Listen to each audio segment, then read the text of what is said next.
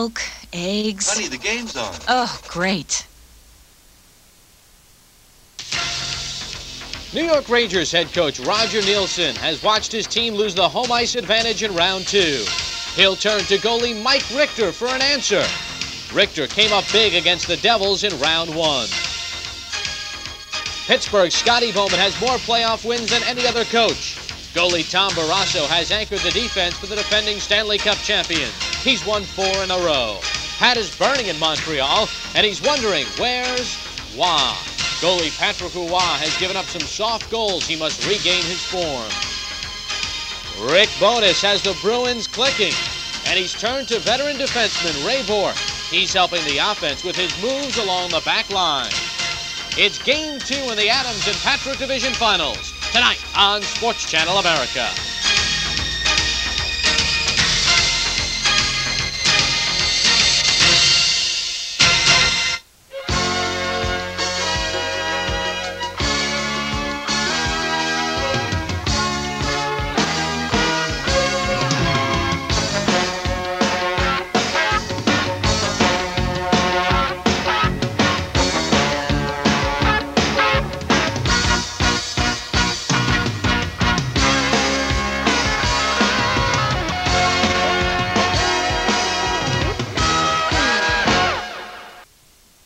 Welcome to night number 18 of the 1992 Stanley Cup Playoffs on Sports Channel America. I'm Bob Papa. Glad you can join us. 2 games in the Wales Conference this evening. The Montreal Canadiens and the Boston Bruins from the Forum in Montreal, and the New York Rangers and Pittsburgh Penguins from Madison Square Garden in New York. That's the game you'll be watching. Of course, we'll keep you posted on the Boston-Montreal game. The big news out of Madison Square Garden in New York, the New York Rangers will be without Mark Messier for this evening's game. He has back spasms. And the men calling the action for us tonight, Jiggs McDonald and Eddie Westfall, give us a preview of tonight's game and more on the Messier situation. Gentlemen? Well, Bob, we were caught off guard here when Mark Messier did not come out for the warm-up. Immediately there was a buzz through the press row, and the word is back spasms, and that's not good news. That's bad news for the New York Rangers. It's good news, obviously, for the Pittsburgh Penguins. Yes, a very surprise scratch from the Ranger lineup. Messier, of course, did not play well in the first game and was looked upon to get things started up here early in Game 2 for the Rangers. And that's only the tip of the iceberg. There is another problem developing in the fact that Tony Amonte will not play tonight. He's had a recurring wrist injury, and I guess it's acting up as well, and there go 2 centermen. Well, it's, yes, or is it Darren Turcotte? I'm sorry, yeah, Darren Turcotte, excuse me. We know that Amonte is going to be in the lineup. Yeah. It's getting rather confusing because we have heard many different kinds of scenarios up here. But Darren Turcotte, yes, he's had an old wrist injury, and that seems to be acting up, flaring up on him, and he will not be in. He's got 3 goals so far in the playoffs for the Rangers. They're speculating now that Tim Kerr will play, and in all probability, Doug Weight will also join the lineup tonight. There's a possibility as well that John Ogrodnik will not be in the lineup for the Rangers, and they are going to make a goaltending change. I don't know if any of that can counteract the way this Pittsburgh team played in Game 1. Jiggs, they played a very good hockey game, particularly when they got the lead. I was very surprised. I had not seen a Pittsburgh Penguin team in many, many years, going back to the early 70s, that were that stingy in their own end of the ice.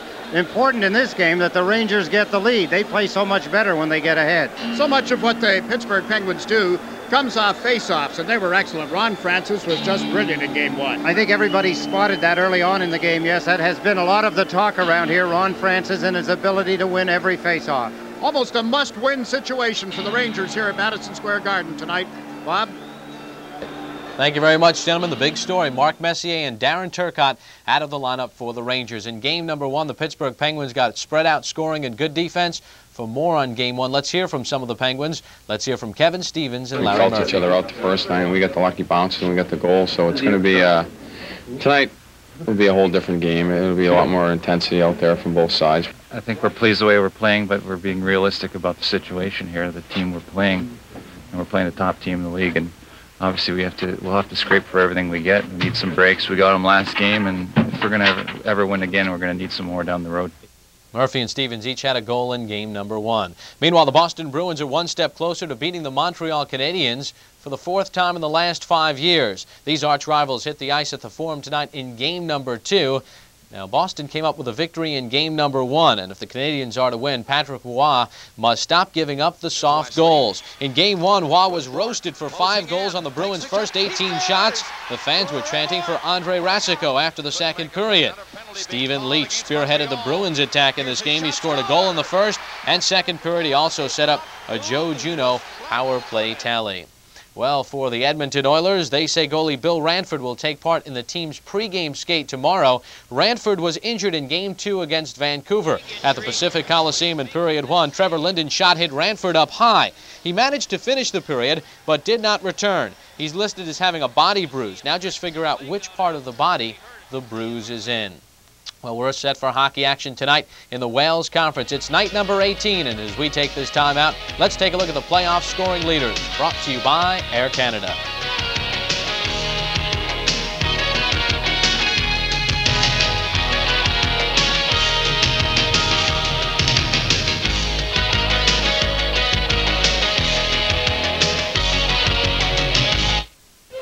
Tonight's Stanley Cup playoff action on Sports Channel America is being brought to you by Molson, a part of the NHL tradition since 1957. Molson is Canadian beer. By AT&T, proud sponsors of the 1992 U.S. Olympic team. And by Pontiac and your local Pontiac dealer. We build excitement.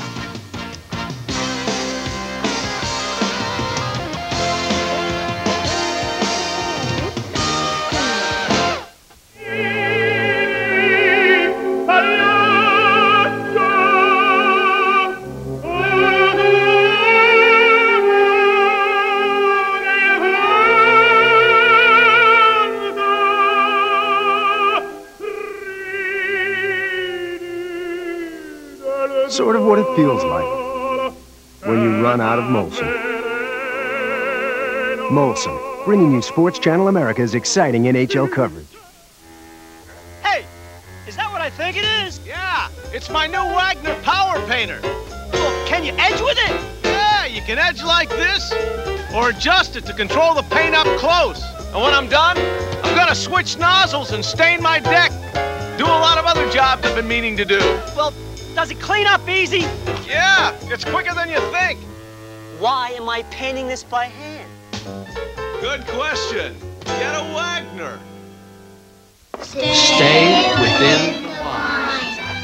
The lines are our friends. Stay within.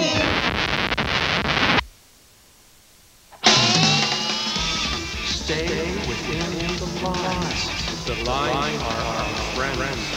Introducing the world's first V6 crayon. Are you listening? The Isuzu Rodeo, built to go way outside the lines. Sports Channel's 4 rules for following the NHL playoffs. First, watch the primetime game. Second, wait for score updates and join other close games as they happen.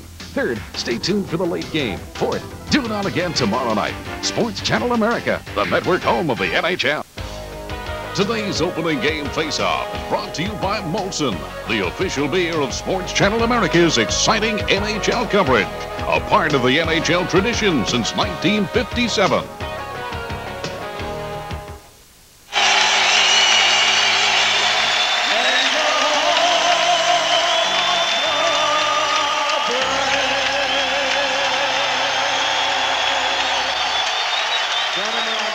John Amarante has just completed his rendition of the Star-Spangled Banner, and we check in on tonight's goaltending matchup. Well, back in goal for the Pittsburgh Penguins, Jigs, Tom Barrasso. He and his Penguins have given up only 9 goals in their last 4 hockey games, and they'd love to be stingy again tonight against the New York Rangers. And the Rangers are going to look for something special from that man, Mike Richter. He played games 3, 4, 5, and 6, 4 in a row in the series against New Jersey. 2-2 with a 3.28 goals against average. Tonight's referee is Dan Marawelli. Dan Shakti and Gord Brosiker will work the lines. And the opening faceoff is brought to you by Molson, a part of the National Hockey League tradition since 1957. Molson is Canadian beer. And immediately, Pittsburgh makes a change. Stevens, who is over on left wing on this line with Lemieux and Lager, has gone to the bench. And they have sent out Bob Airy to play that far side. The Rangers get it back to Hardy. His shot from the point is deflected toward the corner. Ulf Samuelsson moves it up ahead. Yager feeds it to Airy. Airy back to Yager. Nemchinov was on him very tightly, and the puck goes to the corner deep in the Ranger zone. Now around to the right wing boards. Mark Hardy plays it through Airy. Yager failed to control it at the blue line, and here's Mark Hardy. Hardy slams it in wide of Tom Barrasso's net. Airy for the Penguins, left it on the boards. Eriksson is checked tightly. Adam Graves in to help out. It's Graves, Gartner, and Eriksson, the forward line for the Rangers. Mario Lemieux has cleared the puck right to the stick of Yager. 3 Rangers drop back. Yager head first into the check of Jay Wells. Now Sorella from back of the net. Up off the boards, only as far as the line. Stevens got hauled off his skate, spins the puck rink wide, and the Rangers will drop back. Jay Wells cross ice to Joe Sorella, flips it through center, taken by Ulf Samuelsson. Turned it right back towards Sorella. Cross ice pass comes off the boards. The Rangers having all kinds of trouble getting to it. Koser was well covered, and now up to the left side comes Kevin Stevens, and he scores! Stevens blisters one off the left side. First shot on goal for either team, Jigs, and what a way to start for the Pittsburgh Penguins. The Rangers seemed to be trying to gain control. They weren't in any trouble. They were trying to take over the center ice area, an area that they could not take over in Game 1. And the first time Pittsburgh in control. Look at the move by Stevens as he goes outside and blisters it into the top of the net, outside of Sorella, and then puts it in the top left-hand corner. I think this was a short side shot. Boom. It got in on the right side of Richter, and a 1-0 lead. That was Stevens' 5th goal of the playoffs. He had the game winner here on Sunday night when Pittsburgh won 4-2, and his 5th goal of the playoffs. A minute and 29 seconds into the opening period, Pittsburgh on top 1-0. Wouldn't it be something if they were to sneak 2 out of here and go home with a chance to win it 4 in a row? Nobody sweeps these days, do they? There's Mullen with a shot that's blocked. Got back by Brian Leach, the fine young Ranger defenseman. Dumps it to the corner. Came off the boards. Amante couldn't get a stick on it. Now Doug Waite had it and lost it. This is Phil Bourque, and the Penguins come up 3-on-2. Mullen on the right side. Back to Samuelsson to Mullen, and he couldn't control the puck. Around the boards now to Bourque. Phil Bourque draws the crowd, then turned away nicely. Is met by Bookeboom. Out of the corner. The Pittsburgh Penguins trying to get something organized. This is Mullen with a centering pass. He had Bourque open and couldn't get it to him. Now Sean McEachran chases it back to the net. McEachran, number 15 for Pittsburgh. Drops it off. Grant Jennings checked in the Ranger zone, and up they come. Amante with a lead pass to Graves. Backhander just went wide. Ryan Leach pins it on target. Barrasso equal to the test, and the Penguins bang it off the boards and the length of the ice. Richter decides to play it, avoiding an icing call, and both teams complete some player changes. Grant Jennings gets it back into the Ranger zone. They try to move it out through center. Randy Gillen and Chris King here on the left side, who has dumped it in, and Barrasso a hard around the boards through King, but held at the line. Hardy shot, big save, and the rebound is there for King, and he's checked. Penguins pick it up again and start out of the zone. Through center ice and across the line here is Hrdina. He runs into a crowd as the Rangers got back quickly. Penguins up 1-0. They break up the initial Ranger rush. Now number 19, Chris King, cuts it off right wing. That's Billed on the play. Hrdina takes him to the end boards, and the Penguins control the puck. Larry Murphy 2-on-2 at center with Stevens. Kevin Stevens dumps it in. The Penguins going for a player change. Back of the play. Stevens was upended on his way to the players' bench. Play allowed to continue. Pittsburgh dumping the puck in, and Hardy back for it. Mark Hardy up the middle to King. Goes to the left side. Nemchinov can't get there in time, and Larry Murphy plays it towards center, but not to Yager in time for him to handle it.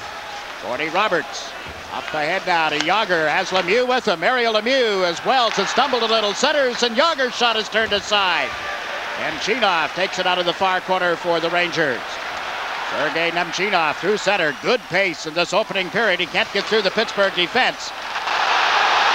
Eriksson is knocked off balance. Wells with a shot from the point that's scooped up and held by Tom Barrasso.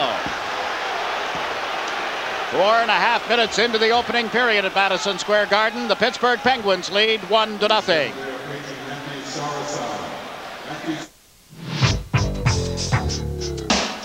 Green.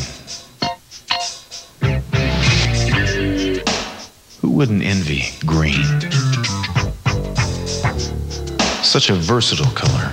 Summer, winter, indoors or out, green's a natural. And nobody does green like Dockers. The Rangers, Jigs, are doing what you expected. They're throwing the puck deep into Pittsburgh's end of the ice, sending 2, sometimes 3, 4 checkers in to gain control. Look at that bouncing puck, picked off the catching net of Tom Barrasso. They're getting some scoring chances from it. On the other side, though, they're leaving themselves vulnerable to 3-on-2s and 2-on-1s, which is what Pittsburgh would love to have. Oh, all night long, they take that. According to Frank Brown in the Daily News today, the Rangers' game plan was dump and bump. Here's Troy Loney putting it on Richter. Recovered by Nemchinov. The Penguins up 1-0 as Pittsburgh is forced back through center ice. John O'Grodnik with a long shot. Stick save, as you saw, made by Barrasso. Samuelson gets bumped, all right. Hammered to the ice on a big check. He's still down on the deck. Now just back on his skates as the Penguins play it out through center ice, and Phil Bourque. He takes a hit, and there'll be a penalty. As Bourque was hammered on the boards, Joe Cirella is being ticketed by referee Dan Marawelli for an elbowing penalty. 5 minutes gone in the opening period. Pittsburgh leading by a score of 1-0. If you're a small business that calls one area code more than others, you can choose a calling plan designed just for you.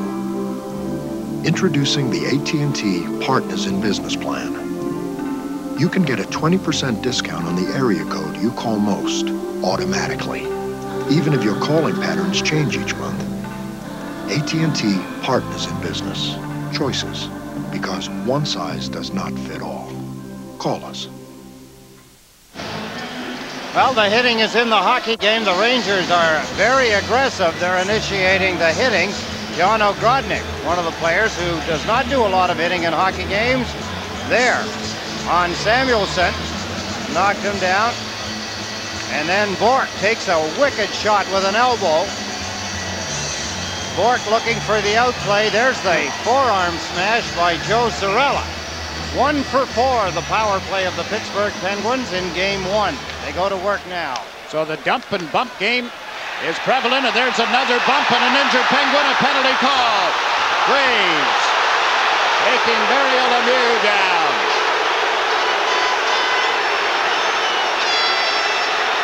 That's a big penalty against the Rangers. That's a dangerous penalty.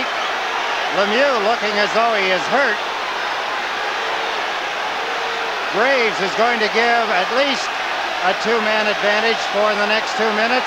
I'm not sure whether he's cut or not, Jigs. He went down in a heap. It's a slashing signal from referee Dan Marawelli. Roger Nielsen, the Ranger coach, with 1 foot up on the bench.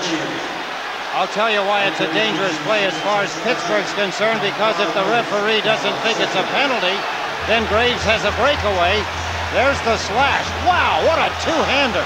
Did he ever think for a minute that he would get away with a shot like that? Lemieux in control of the puck.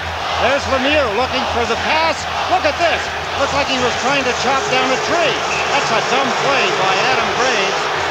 Not smart at all. We left Madison Square Garden after Game 1. We were with Adam Graves in the elevator, and he talked about just this, smart hockey. Got to play smart hockey against Pittsburgh, and he's the guy that comes up with the bonehead play to start this game. Wow, I'm very surprised. He does love to be aggressive, but he keeps his stick down. If he takes a penalty, it's generally a good one. Lemieux is in a lot of pain. Look at Scotty Bowman. He's yelling at Francis. He wants Francis to go and yell at the referee. There's the ice pack for the hand.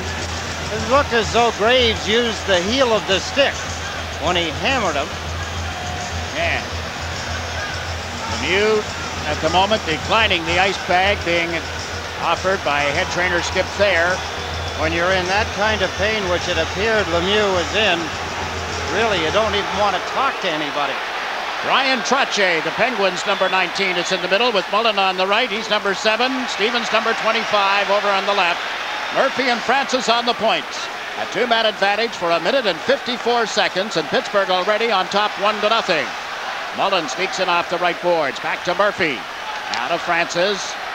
Francis in deeper. That's Trottier. Back to Francis. Now to Murphy. To Francis. Top of the circle. He shoots. Turned aside. It's loose back of the net, and the Rangers' Brian Leetch plays it out of the zone. 1 minute and 20 seconds in the first Ranger penalty.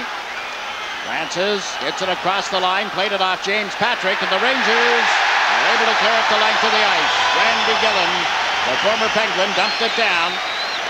This is Murphy back for it. Now exactly 1 minute remaining in the 2-man advantage as Murphy rushes the puck over the Ranger line. Drew a crowd, centered. Yager walks in. Richter the save, the rebound. Bang right on, and Richter stopped that. The Rangers are able to clear it out. Stevens back, 46 seconds in the 2-man advantage. The Rangers broke up the play at center. Ron Erickson gets into the Pittsburgh zone. Erickson, a fine job of killing off this penalty. Now the Penguins chase a loose puck and start out. Ronnie Francis with it. Up to Joey Mullen. Mullen, slow pass, but it jumped over the stick of Stevens. Lukaboom tried to slam it up the boards, could not. Francis with Yager being bowled over. Here's Mullen out of the corner, walks through in front. Mullen now trying to make the play, and it's broken up, comes right back to the point. Held in and then cleared out. Paul Broughton is shot at the length of the ice. Only 5 seconds remaining, and the penalty to Cirella. He steps on, now 6 seconds in the penalty against Graves, and the New York Rangers have killed it off. That's a big kill. The Rangers, maybe a goal won't give them the boost, so they haven't been able to get it, but that sure can. Here's Broughton taking Graves' pass and testing the pads of Tom Barrasso. Brian Trottier and Graves battling for it back of the net. Adam Graves went to center one. It's picked off and cleared out by Loney. He's had a man up ahead of the pack. That's Bourque. Can't get to it. But now the Penguins do, and Paul Stanton shot it wide as the defense jumped up into the play. Loney has put it back of the net. James Patrick pushed to the corner boards by Troy Loney. They tie up the puck. Still in play, according to referee Dan Marawelli. It comes loose, and the Rangers are able to play it off the boards and down the ice. Barrasso will let it go wide, and we'll get an icing call against the Rangers. The big kill on the back-to-back penalties to Cirella and Graves, and it's 1-0 Pittsburgh as we pause for a regional break. You're watching the 1992 Stanley Cup playoffs on Sports Channel America. I'm Marie Osmond. Eckerd continues its support of the Children's Miracle Network by sponsoring the National Parenting Poll. Come into any Eckerd, pick up a copy of the questionnaire, and compare your answers with our panel of experts during the telethon on May 31st. Each time you buy a little picture pack, photo stickers, 5x7 or 8x10 enlargement, Eckerd will donate 50 cents to local children's hospitals. Remember, through Eckerd, you too support the Children's Miracle Network.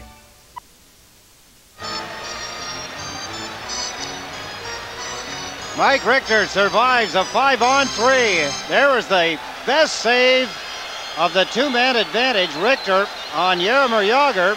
And look at the opportunity by Francis, and he shot it. Instead of shooting it high, shot it low at the goaltender. There's another shot of the save off Jagr. There's the scramble around. Rangers doing a very good job killing it off. Those were the only shots that Pittsburgh had with the 2-man advantage. The Rangers have had 6 shots on goal to the Penguins 5. It's 1-0 Pittsburgh. There's a long shot that's turned aside, so the shots are even now. Pittsburgh up 1-0 here at Madison Square Garden. I'm Jakes McDonald with Ed Westfall. Game 2 of the Patrick Division Final. Penguins won the opener by a score of 4-2 here on Sunday night. And these two teams meet again on Thursday night at the Civic Arena, the Igloo in Pittsburgh. Cirella with a pass up the right boards. Gartner got it to center ice for the Rangers. The Penguins take over again. This is Murphy. His pass tipped into the zone off Herdina's stick. Jay Wells misses the hit from Bob Airy and spun it around to the right wing boards. Gartner can't get over center ice. Now Ogrodnik dumps it in wide, and back for it is Murphy. Larry Murphy to Gord Roberts. Up ahead. This is Sean McEachran. 2 Rangers back. McEachran's long shot missed the net, and the Penguins go for a player change. Rangers continue to punish the Pittsburgh Penguins, Jigs, but they can't seem to gear up the offense. Yeah, they are going to the body, finishing the checks, I guess is the terminology these days. Bad pass in the Rangers zone. Now they try to get it organized. Bookeboom and Leach on defense. The pass to Amati is broken up by Mullen. He is giving it to Francis out in front and all alone, and a backhander by Stevens went up top and wide of the net. Now the Penguins are forced back as Tony Amati has dumped the puck in. Barrasso plays it around the boards. The Rangers feel that Barrasso doesn't handle the puck that well. Well, he did here, setting a 3-on-2 play. Now 3-on-3, and everybody gets back as Francis shot it wide of the Ranger net. Brian Leach with it. Leach, nice spin around move to get away from Mullen. Got to the line and no further. Adam Graves and Francis battling for it and kicked back into Bookeboom. Jeff Bookeboom lugs it to center ice and then shoots it around the boards, and the Rangers get a chance to change. We're midway through the opening period. The New York Rangers get an opportunity but can't get the backhander from Waite on target, and the Penguins have dumped it down the ice. Chased down by Mark Hardy. The scoring on the only goal of the game, Stevens, is 5th in the playoffs of '92 with assists to Troy Loney and Jim Pack. Pittsburgh breaking up the Ranger rush and dumping it in, and Trottier was knocked down following the play. You heard the crowd react. No Mario Lemieux yet either, Jigs. No. Yager is out there with Trottier. And over on the far side is Loney. Long shot got through, and Barrasso made the stop. Rolled over, gets back up on his skates. Troy Loney moves the puck to Jaromir Jagr. Jagr on his off wing to Loney. Let it go to Trottier, and it's ruled to be offside at the Ranger blue line. 9 minutes, 13 seconds remaining in the first period at Madison Square Garden. The Penguins lead 1-0.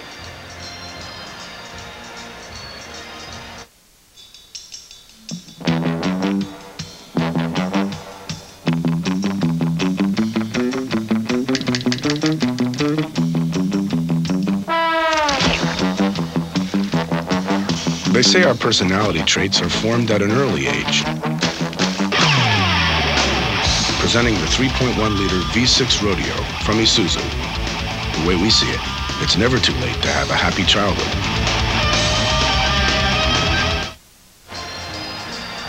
Couple of scoring opportunities for the New York Rangers. One of them just moments ago. Barrasso coming up with a pretty good save. Rangers again initiating most of the aggressive hockey. Penguins still control the center ice area. Pittsburgh trying to make a late change. That's been denied by referee Marawelli. You look at Adam Graves as he's in the middle now, taking the face-off and winning the draw from Herdina. And immediately the Penguins make a change. They try to finish what they had started prior to the referee having put his arm up in the air. Jim Pack on one side of the defense, Al Samuelson on the other for the Penguins. They have McEachran's line out there. McEachran with Herdina and Phil Bourque. And you look at Tim Kerr, who's getting a chance to play in this game tonight, with Mark Messier on the sidelines along with Darren Turcotte. Only the 5th game that Tim Kerr has appeared in. Another look at Scotty Bowman. So far, no Mario Lemieux. I believe he's on the bench, but he had refused the ice pack, and I'm sure that somewhere they've convinced him that's the right thing to do. Looks like some of the fire is back in Scotty Bowman. That slash on Lemieux, he was jumping up and down, something we did not see him do in the first game. I'm not so sure that Mario is on the bench. I've just counted 13 players over there. There should be 14. Trottier gets to center. Tried to dump the puck in. Couldn't. Gartner quickly turns it toward Nemchinov. Murphy knocked it off his stick and it came outside the line. Shot back in by Eriksson. The Rangers trying to regain the blue line and do. Gotten the play back onside, and Murphy dumps it high in the air off Brian Leach, and it dribbles back deeper. Picked up by Bookeboom with 8 minutes and 25 seconds remaining. Opening period. Mario Lemieux is not on the Pittsburgh bench. Here's Nemchinov for the shot. Steered aside. Also got a chunk of that. Nemchinov trying to center, could not. Leach holds it at the line, got it in front, and Murphy clears it out. Wilkaboom drives it right back in, around the boards. Came to the line for Brian Leach. Yager bumped him, but Leach was able to hold the puck in. The Rangers have a man knocked down in front of the net. The crowd yelling about that. Wilkaboom with a shot that's deflected and comes out towards center ice. Leach puts it right back in the Pittsburgh zone. Barrasso out to play it. And just hold it up here. Both teams in the middle of changes. The defenseman, Gord Roberts, has given it to the other Pittsburgh defenseman, Murphy. And he bounces it deep into the Ranger zone. That's James Patrick moving it up right wing. And through his teammate, Monte, and ends up inside the Pittsburgh territory. The Rangers trying to one-hand it off the boards to Graves, and he's tied up back of the net. Adam Graves looking for the puck. That's Samuelson slapping one that goes up into the seats. Clock is stopped. Pittsburgh leads with 7.5 minutes left in the opening period.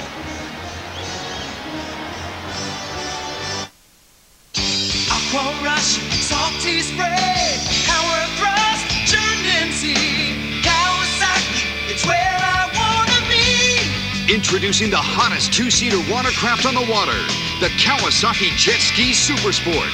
With a sleek V hull and a powerful 750 engine, the Super Sport is where you want to be. Kawasaki, let the good times roll. Kawasaki. These highlights brought to you by Menon at the Forum in Montreal. Russ Courtnall sets up Eric Desjardins, who puts it on net through a screen. And Montreal in front of Boston, 1-0 in the first period. Back to Jiggs and Eddie. Thanks, Bob. Boy, the Montreal Canadiens, Pat Burns, and all their fans have got to be saying thanks. We needed that. The opening goal at home after being beaten in Game 1 by the Boston Bruins. That helps the Montreal cause. Amazing when you look at the Boston Bruins lineup, Jiggs, and you say, wow, who are these guys? Looks like a combination of Team Canada and Team USA from the 1992 Winter Olympics. Now Dan Marawali is calling a penalty. It appear to be on the Rangers. They were in control of the puck. They seem to be the ones that are complaining. John Ogrodnik is following Marawali. He signals with his fist that it's a roughing penalty. Joe Kocur is heading for the penalty box. Take a look. There's the play down deep in the corner. Samuelson. There's Kocur. Boom. Oh, he took one. I guess that's what made him mad. Roughing penalty on Kocur at the 12:56 mark. He handed out the first one. That was into the face of Jim Pack. So Kocur goes to the penalty box, and another power play for Pittsburgh. They had a two-man advantage. The Rangers did a wonderful job of killing that off, allowing Pittsburgh only 2 shots on goal. Roger Nielsen not feeling well about the way this game's going, although territorially, the Rangers, he's still upset at the referee, obviously, about calling the roughing penalty. One of the things you have to be careful of, yes, get aggressive, hit, but don't use the sticks, don't punch people. Let's see, who could we get to referee this game that Roger would like? Is there anybody in the striped jersey? Roger? Well, maybe his 3 assistant coaches could handle it. Murphy plays it around behind the net. The Rangers are playing Roger Nielsen style hockey, are they not? Out of the zone is Hardy. Hardy rushing with the puck. Shot it just wide. Pittsburgh, remember, playing 5 against 4 here. Trache tight on the right wing board. Shoveled it back toward Murphy. Into Mullen. Mullen trying to get people moving around. Basically everybody but Trache standing still. Francis at the blue line. Into the corner to Trache. Onto the stick of Kevin Stevens. Picked up by Hardy. Trache gets to it. Brian Trache. Good 4-man box D here by the Rangers. Trache on to Stevens. Back of the net to Mullen. Mullen chased by Hardy, and then Patrick came back to knock the puck loose. Kevin Stevens gave it right back to Mullen, to Stevens. Stevens looks toward the point, in deeper instead. This is Mullen putting it back in the net. Around the boards, Trache will get to it. Trache lost it on the boards, and Erickson shoots it the rest of the way on into the Pittsburgh zone. Good anticipation by Erickson, Jiggs. He read the play off Trache, who was trying to clear it back to the point.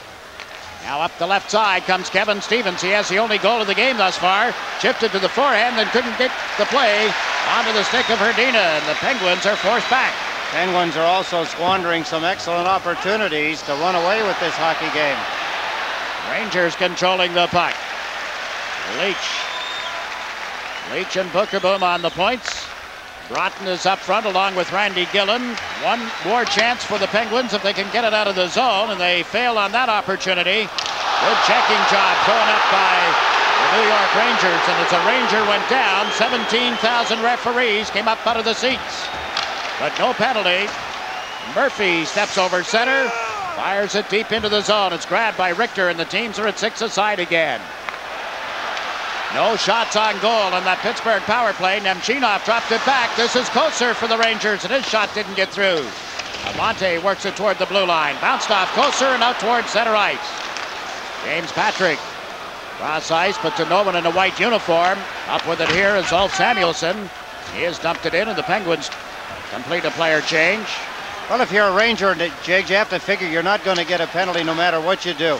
Pittsburgh can do just about nothing, and they're going to get the next one, you can be assured. Pretty much so. Gord Roberts in the far corner for the Penguins. Long pass, didn't get it to McEachran. Hardy playing it back and forth. Now Patrick controls it. James Patrick fires it in from center, bounces off the boards. The Rangers have to get the play back onside. They don't seem to realize it. Now they do, and peel out of the zone. That allows Paul Stanton to move the puck up off the boards and on into the New York Rangers zone. Hardy being chased by Loney. The puck went to McEachran. John McEachran puts it in the slot, but right to Gartner. Can't clear it out. Roberts put it in front, off Loney's stick. Recovered by Gartner, and he skies it off the boards and down the ice. This will be an icing call against the New York Rangers. Under 4 minutes to play in the opening period, Pittsburgh leads 1-0.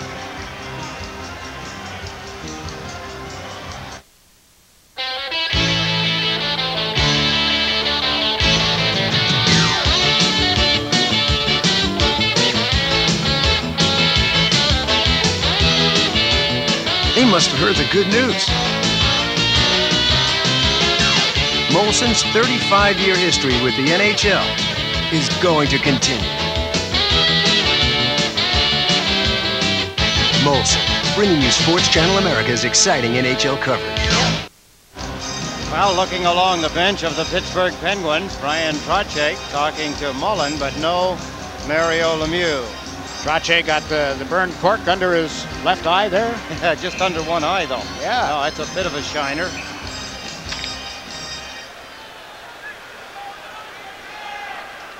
No Mario Lemieux on that Pittsburgh bench, as Ed pointed out, and the Penguins with a chance to go up 2-0. They get it back to Stanton, and his shot from the point was tipped wide. Sorella for the Rangers. To Paul Broughton. Broughton with Gillen moving up. Chris King comes in after it now. He gets bumped on the end boards, and the puck goes around to Sorella. Fires one that's turned aside by Barrasso. Sorella failed to hold it in. Rangers have to get the play back onside. Did not, and now it's being called. Touched with a high stick, I believe, and they're going to face off. In Pittsburgh's end of the ice, one of the Penguins reached up with the puck high in the air and give it a tap. That's how the stoppage of play occurred. You get a look at Joe Sorella and then over to Roger Nielsen. Nielsen in his 73rd postseason game, his 25th as the coach of the New York Rangers. One of the heroes of Game 1, Ron Francis, not only scored a back-breaking goal on the New York Rangers, he won all of the face-offs that were important for he and his team. He'll take this draw against Doug Waite. Waite didn't play Game 1 in the series. Waite, number 39 out of Lake Superior State College.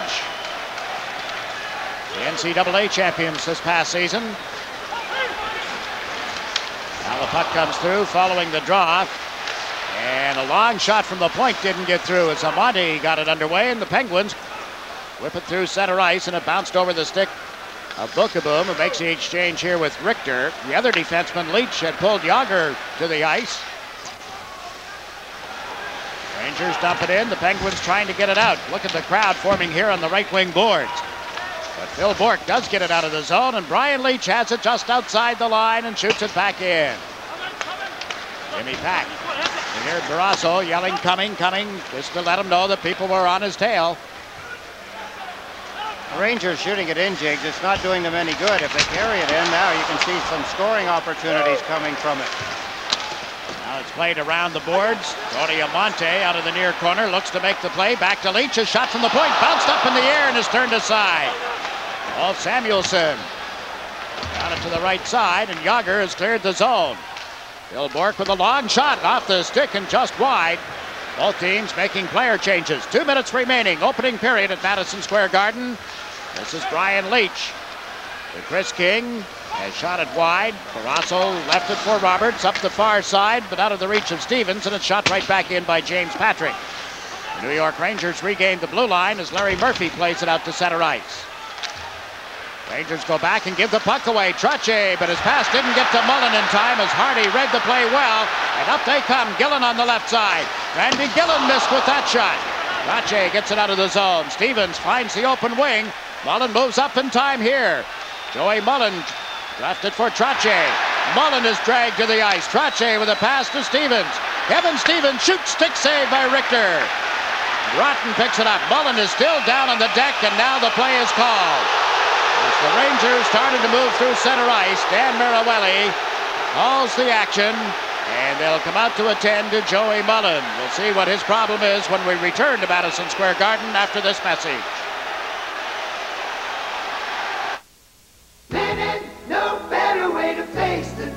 The morning belongs to Skin Bracer Aftershave. Its cool, brisk tingle really gets you going. And what a great scent. Skin Bracer. This bench gets a professional finish with Krylon spray paint. No runs, no drips, no air. Dries to the touch in minutes. The other brand's still tacky. Wow! What a game! Good game, Mr. Euchre. Hey, she's a lot tougher than she looks. For a fast, smooth, professional finish, get Krylon. It was Joey Mullen that led the Pittsburgh rush into the Rangers' end of the ice.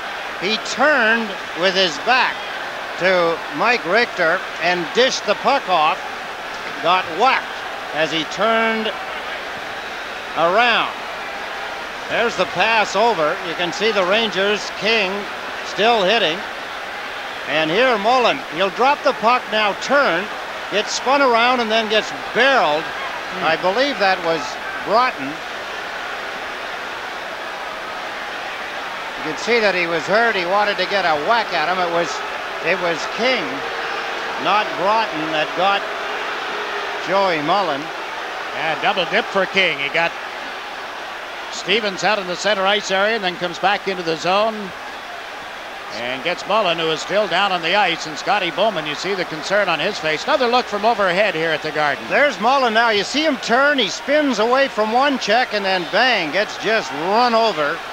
And when you're spinning and get hit, generally you don't know which end is up, which end is down until you make contact with the ice. The fans were booing because the Rangers were in control of the puck, moving through center ice when referee Dan Mirabelli called the play due to this injury to Joey Mullen. Another key player for Pittsburgh, Jigs. That would be a big loss for them, along with Lemieux, who has not returned. A long time down on the ice. That's not a good sign. King did catch him up high. I wasn't so sure at the beginning that he may have had the wind knocked out of him. We will tell now. If he goes off under his own power, then it's probably the wind knocked out of him. Or maybe he was just stunned to the point where he couldn't regain his composure. Not quite as scary as a check here in a game between the New York Rangers and the New York Islanders in the Stanley Cup playoffs 2 years ago, when Pat LaFontaine, cutting through center ice, was leveled by James Patrick. There were some similarities, although this in the Ranger end of the ice, but the collision in no man's land, not enough time for either player to do anything about it here. Well, that's exactly true, Jigs. And when you put yourself in that position, first of all, unusual move by Mullen to turn with his back to the play. There's Amonte to Brian Leach. That puck took a funny bounce here off a stick. Catching save by Tom Barrasso. He was down protecting the low ice. figuring he could use his hands to get anything that was up high. You saw Mullen has gone to the Pittsburgh dressing room. No penalties. Teams at 6 aside. 1-0. The Penguins leading the New York Rangers. Puck goes out of play with 1 minute and 5 seconds remaining in this opening period. Again tonight, the off-ice officials are from the Nassau Coliseum, the gentlemen who work the New York Islanders home games. There's another hit. Bang. There's a little tap for the microphone. Take that. He has no idea what those things cost. Yeah, ruining our equipment here. Well, there goes the budget. Again. Now Larry Murphy handles the puck.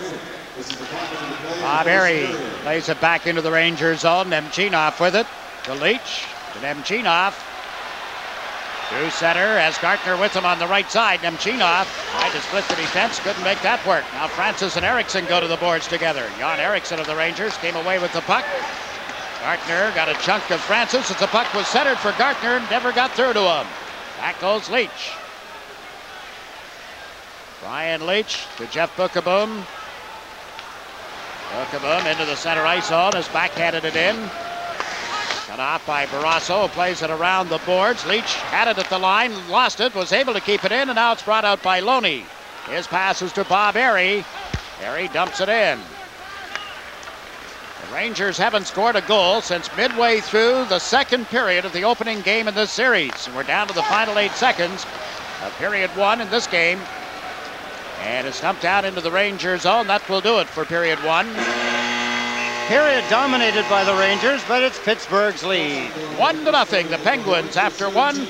Let's rejoin Bob Papa in our Sports Channel America studios. Thank you very much, guys. After this timeout, we'll get you to the Forum in Montreal for the Bruins and the Canadiens. More of our Stanley Cup coverage after these messages. Tan. From mocha to khaki, beige to desert sand, tan's a color with 1,000 faces. A color that always seems to say, "Hey pal, how about me?" And you say, "Of course." Tan. Couldn't be easier. And nobody does tan like Dockers.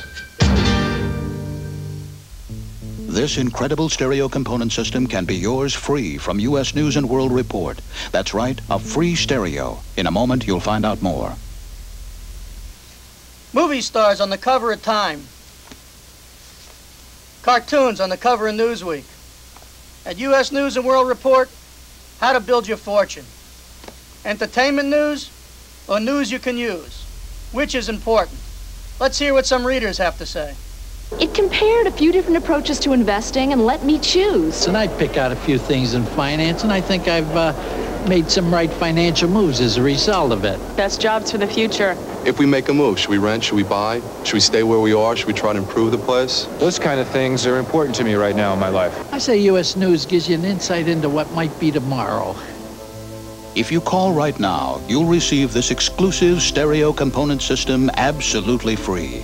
This custom-engineered audio system features twin dynamic speakers for pure stereo sound, precision AM/FM radio tuner, and an LCD quartz alarm clock with snooze bar. And it's yours free with your paid subscription. A stereo sounds fantastic. Call now, and you'll also get great savings, over 60% off the cover price. You'll get 36 weekly issues, including exclusive annual guides like these. Pay in just 4 easy installments of $6.89, or use your credit card. That is big savings. Take it home, drive it around the block, kick the tires, and if you don't like it, send it back to us and we'll give you your money back.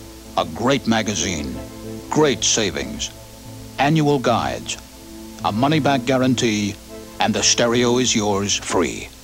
That's a very good deal. It makes perfect sense to subscribe. I'd take the subscription and the stereo. So pick up the phone and call right now. Call now, 1-800-445-4700. 1 minute and 37 seconds remaining at the Forum in Montreal. The Canadiens in front of the Bruins 1-0. Let's join Bob Cole, Dick Irvin, and John Garrett with the call. Washington series in the games they had to win in Washington. Shut the Capitals down and doing a good job again tonight at Madison Square. And we'd like to welcome the fans in the New York area who have joined us on Sports Channel America. Here in Montreal, I'm Bob Cole with Dick Irvin and John Garrett. 1-0 Canadians are leading in this opening period. And Courtnall comes in, drilling a shot off the side of the net. It's a power play at this moment for the Montreal Canadiens. Weimer's in the penalty box. Canadians Courtnall up to Gilchrist, trying to shoot it by Wesley and hit the Boston defenseman, and he shot it down the ice. 24 seconds left in the Boston penalty. 10-3 are the shots in this first period in favor of Montreal. They have the only goal. We're now 1 minute away from the end of the period as Gilchrist shot it down. Courtnall in on top of it. Corson is in there with him, and Wesley holds it with a skate. And they get a whistle for a face-off in the Boston zone. Only 6 seconds left in the Weimer penalty. Just to finish that thought on Mark Messier, he missed just 1 game in the regular season. That's because the trade hadn't been made when the Rangers opened the season. That's the first game he has missed all year for New York. Brad Lazaro, number 14, from the University of New Hampshire, a Massachusetts native, in his 2nd season with the Bruins. Spot duty. He was down in the minors for a while this year, John. He came to a tryout camp, and one of the Bruins scouts spotted him. Like the way he skates, they respect his speed. He's one of those role players. The Bruins seem to have dozens of them. Kills penalties, does just about everything for them. Desjardins moving in close again. Here's Gilchrist trying to jam it in. He got it out front, a scramble for it. Down goes Moog, and he hangs on to it. A low shot by Gilchrist. And Moog saw it through a maze of players. I think the Bruins will feel fortunate that the score is only 1-0. The Canadians have been all over them, had the better chances, but just can't put it by Andy Moog. Here again, the Canadians swarm the net, but just can't get that touch around the net. Here's the puck come out. Now watch, they just slide it towards Andy Moog. Shane Corson. Moog's down before the shot and makes the save. Different angle. Shane Corson, his presence is being felt. Look at, they can't move him from in front, and he finally does get the shot. And a good save again by Andy Moog. Bruins are at full strength again. 44 seconds left in the period. 1-0 Montreal. Gilchrist kicked it in back of the net. There was Ray Bourque. Tipped out by Poulin. Daigneault for the Canadians. Pass ahead, a good one to Courtnall. But he backed off. He saw Bourque coming at him. Now here's Courtnall again, working it in. A weak shot in wide of the net. Courtnall on the boards against Poulin. The Bruins get a 2-on-1 here in the dying seconds of the period. Oates dropped it back. Leach turns. Bourque was up there, and he was covered before he could get a shot. And the Canadians hang on and clear it down the ice. 8 seconds to go in the period. Don Sweeney shot a high one in. Desjardins hangs on to it, poked to the head on the boards, and cleared it away as the siren goes to end period number 1. Eric Desjardins, his 3rd of the playoffs. So the Canadians with a 1-0 lead at the end of 1 period of play from the Forum in Montreal. More of our Stanley Cup coverage after this timeout on Sports Channel America.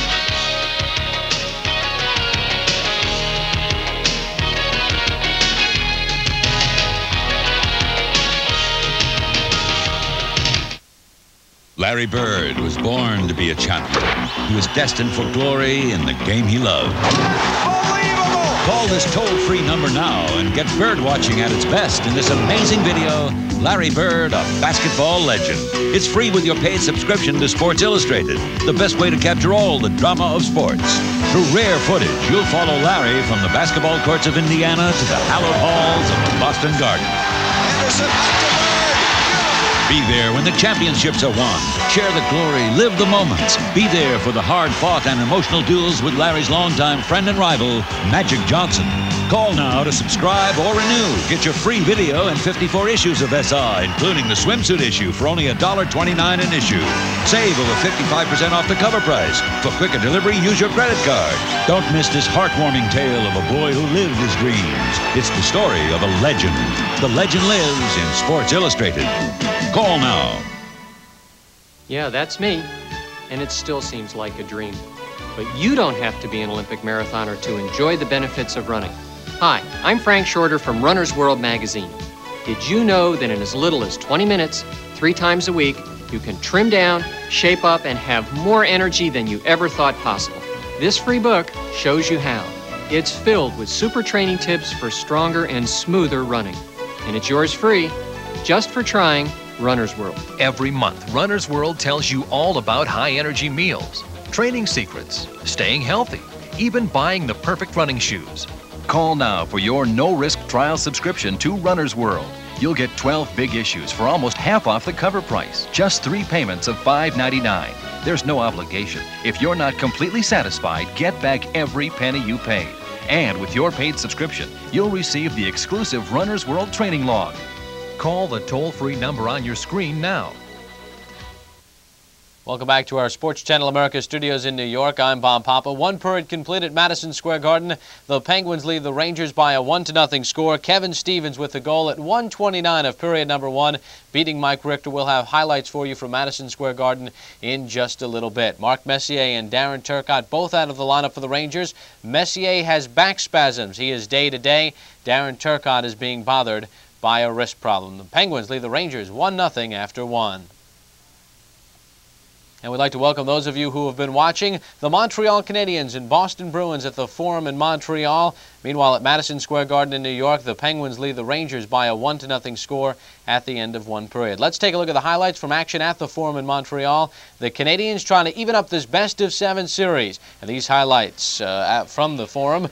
And Patrick Roy with a poor outing in game number 1. He gets tested early. Gord Murphy with a shot. Roy makes a little shaky save here, but holds on. Andy Moog a little bit more stable. He comes up with a big save on Patrice Brisebois.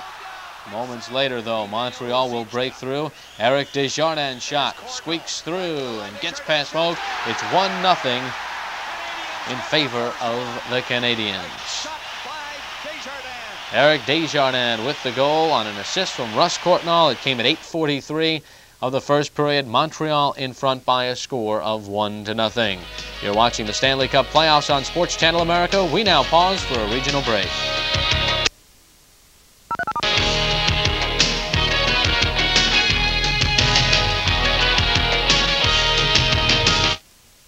Larry Bird was born to be a champion. He was instilled with a competitive fire and passion that would never die. One way or another, Bird kills you. Now there's a steal by Bird. Underneath the DJ line. Larry Joe Bird was destined for glory in the game he loved. Get Bird watching at its best in this amazing video. Larry Bird, a basketball legend. It's free with your paid subscription to Sports Illustrated, the best way to capture all the drama of sports every week. There's only one place I'd rather be, French Lick. Through rare footage, you'll follow the victory trail from the cornfields and basketball courts of Indiana to the hallowed halls of the Boston Garden, where the talented young Hoosier resurrects a fallen dynasty. Call this toll-free number now and be there when the championships are won. Share the glory, live the moments with the man who touched all who saw him play. He has eyes all around his head. We can always just give it to Larry. He needs to step back and shoot a 3. Bird for 3. Yes! Exclusive footage captures the hard-fought and emotional duels with longtime rival Magic Johnson. This game is Larry Bird. I mean, he's doing everything. This official NBA video is a thrilling 60 minutes that you'll enjoy again and again, free from Sports Illustrated. Get your free video and a full year of Sports Illustrated. 54 issues, including the swimsuit issue, for only $1.29 an issue. Save over 55% off the cover price, and you may use your credit card. Follow all your favorites and all the excitement in Sports Illustrated. Call now to subscribe or renew and get this memorable video free. For quicker delivery, use your credit card. Don't miss this heartwarming tale of a boy who lived his dreams, the dreams of a champion. It's the story of a legend. The legend lives in Sports Illustrated. Call now. Here at Madison Square Garden, the Pittsburgh Penguins lead the New York Rangers 1-0 on a first-period goal by Kevin Stevens. And another look at it. Take a look at the goal. It surprised a lot of people. It was the first shot on goal by either team early in the first period, 1 minute and 29 seconds. And here, Kevin Stevens. See the balance and a beautiful quick wrist shot into the top left-hand corner, the only goal of the period. I have to think that the Rangers, if they continue to play the way they are, Jiggs, they're going to take over this hockey game, not just in territory, but in score. In some ways, they're going to wear down the Pittsburgh Penguins with all the hitting. Pittsburgh, one of the key factors, the loss of Mario Lemieux with a wrist injury, and that put the Rangers 2 men short, and Pittsburgh didn't do anything on that power play. No, not at all, and that's a big boost, a very big boost for the New York Rangers. And of course now they may have lost Joey Mullen as well. A couple of big losses for Pittsburgh. We'll have to wait and see who returns here.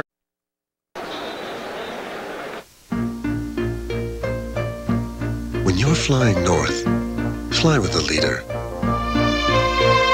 Fly the airline that leads the way to Canada, with more flights to more cities, with more service and more hospitality, even more legroom, on the only business class to more of Canada. Air Canada. It's a welcome departure. 10 years. I still get butterflies. Funny, she doesn't look married. I bet she cries or bites her lip. Hello, stranger. I'm hardly a stranger. Well, you are late. I know. You shouldn't have waited 10 years for this. Happy anniversary. The Diamond Anniversary Band. Tell her you'd marry her all over again. You sure can pick an appetizer. It's the weekend, and the Honda automobile plant in Marysville, Ohio is closed. Everybody's gone home. Well, almost everybody. So this is a good time to show you around. 10,000 Americans build 3 out of every 5 Hondas sold in America right here in Ohio. In fact, they've been making cars here for 10 years. Did you know that? Well, we won't take up any more of your time. After all, it is the weekend.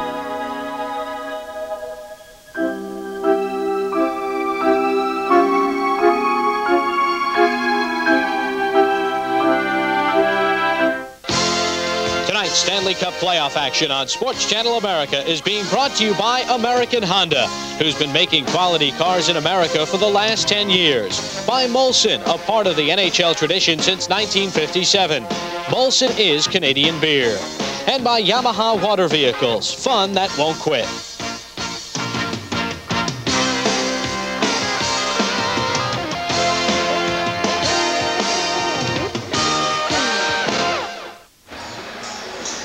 Back at Madison Square Garden, the teams have returned for the second period. Roger Nielsen at the Ranger bench. His team is down by a score of 1-0, trailing the series 1-0. Wayne Cashman working alongside him. Cashman with the earpiece communicating with Colin Campbell, one of the other assistant coaches here in New York. I remember now, Roger Nielsen was quoted in one of the New York newspapers just before the series started as saying something to the effect that if he could get Mario Lemieux out of the series, it wouldn't bother him in the least, and he'd take all the criticism they wanted to hand out.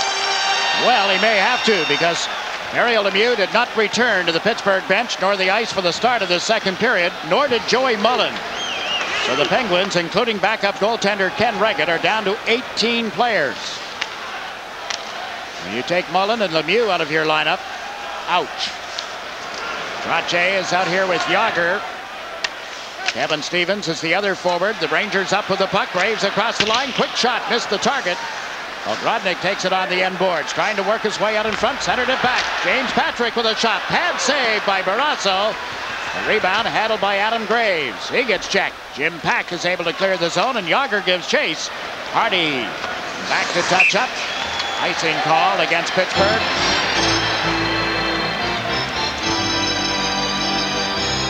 James Patrick throws a punch at Jaromir Jagr. Dan Maroelli was giving a thumb toward the bench for Jagr, and here was an icing play as Jagr tries to go down the ice. You can see James Patrick holding him up with the stick. Jagr gives him a shove. James Patrick comes back with a stick, and then he took a punch at him. Well, you do what you have to do to win this time of the year, but the intimidating factors and the hitting that we saw, plus that hard slash by Graves on Lemieux in the first period, the hit with Chris King on Mullen. Nice pictures to watch. 1-0 is the score, and the Penguins with the puck here. Bob Airey dumps it in around the boards. Mike Richter out of the net to cut it off. Long pass out of the zone by Boom. Now Eriksson turns it into the Pittsburgh end of the ice, and Barrasso is out to play it. Up the boards, tipped by Hrdina. Ron Francis got to the point man, and the puck is played down into the Ranger zone. 1 minute and 15 seconds has ticked off at the start of the second period. Ron Francis picked up a loose puck, then got checked in the Ranger end, and Larry Murphy has it for Pittsburgh. Murphy backhands one high in the air. Took a lot of time, a lot of hang time on that. Did it ever? Not often you'll see a puck come down and land on its edge as it did and stop exactly where it landed. Perfected it well. Something that the Edmonton Oilers have used very well over the years. Lifted high in the air, get some players moving, line changes in particular, buy some time. Now the Rangers trying to find themselves a goal or some production here. Down by 1-0 in the second period. Penguins put it right on. Mike Richter up to Nemchinov into the middle with a pass to Gartner, is across the line with Eriksson. 2 men back. Gartner a shot, didn't get it through. Back of the net was Stanton with a feed to Bork. He kicks it to the other corner. There's Nemchinov. Sergei Nemchinov to Jay Wells, who jumped in to join the play. Gartner takes a dive. No penalty call by Dan Marawali, tonight's referee. The Penguins end up shooting at the length of the ice. Icing is the call. 2.5 minutes into the second period. It's still the Penguins 1, the Rangers nothing.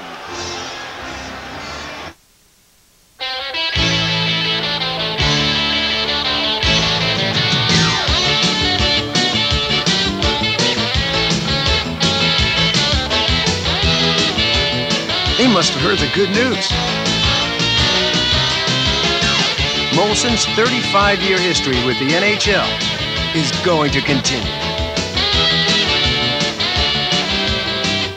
Molson, bringing you Sports Channel America's exciting NHL coverage. We welcome those of you who have been watching the action between the Boston Bruins and the Montreal Canadiens. 1-0 Montreal there. Here it is 1-0 Pittsburgh. We're at Madison Square Garden in New York City. I'm Jakes McDonald with Ed Westfall. The big news here at the beginning of the game was the fact that Mark Messier isn't playing, has back spasms. Darren Turcotte has a wrist problem, but the Pittsburgh Penguins have lost Mario Lemieux, took a hard slash on the wrist on Adam Graves. And Joey Mullen in a collision with Chris King late in the period is missing from the Penguin lineup. But the Rangers applying pressure, trying to get even in this game. Chris King's shot is blocked, and the Penguins, clad in the black with the gold and white trim, come to center ice. Lead pass, down goes Jagr. Dan Marawali says he took a dive. We had 3 penalties in the first period, all against the Rangers. Now Chris King bumped on the boards by Samuelsson, and the puck is loose. Jaromir Jagr back for it. The Lemieux look-alike, trying to move it out of the zone, got checked. This is King for the Rangers, and his shot is tipped, goes up high, and comes off the end glass. Waltzed around a little on the play is Randy Gillen. Now Jay Wells for the Rangers puts it back in the net. Here's Chris King. The other side of the ice for Wells. Jagr knocked it away from him, but Paul Broughton is there.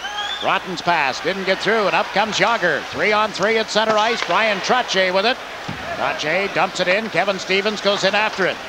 Mike Richter plays it around the boards, and it gets through into the center ice area. That's Samuelsson dropping back. Ulf Samuelsson to Jim Pack. Played it down into the Ranger zone. The play is onside as Francis goes for it. Dropped it back. Hrdina centers. Jagr can't get it by Mike Richter.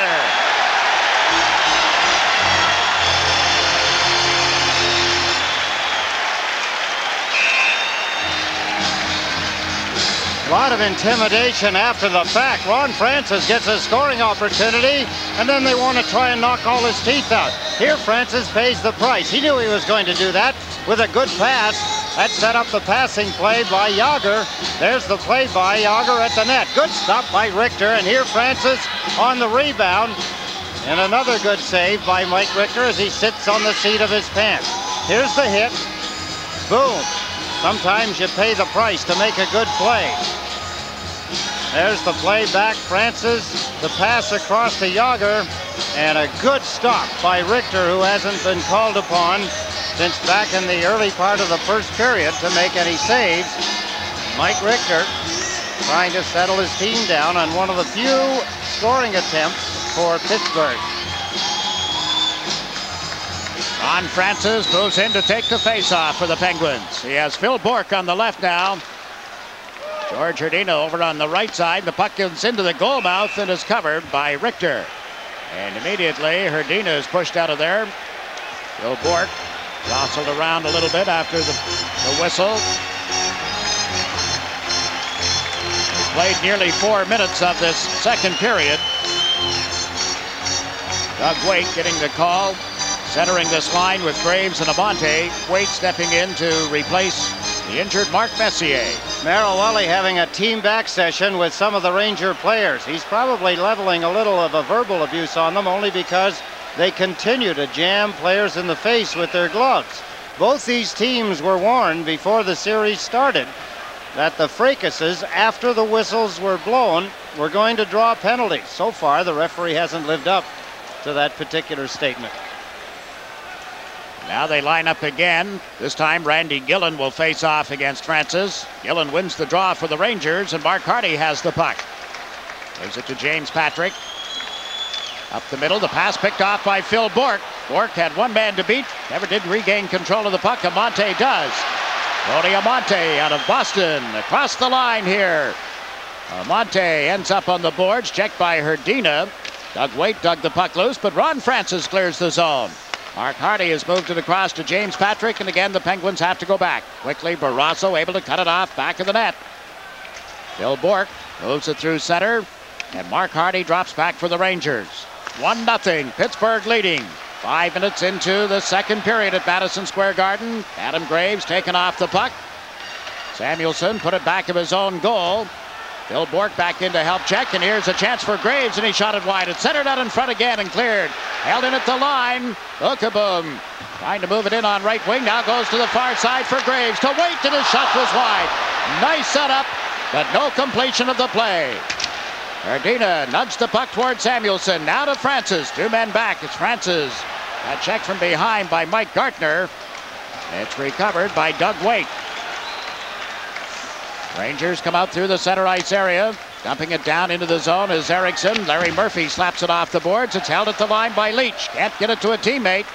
And now he'll have to recover back in his own zone with a pass to Bukaboom. And then across to Nemchinov. Up the middle, Gartner let it go to Eriksson. To Gartner, who missed it.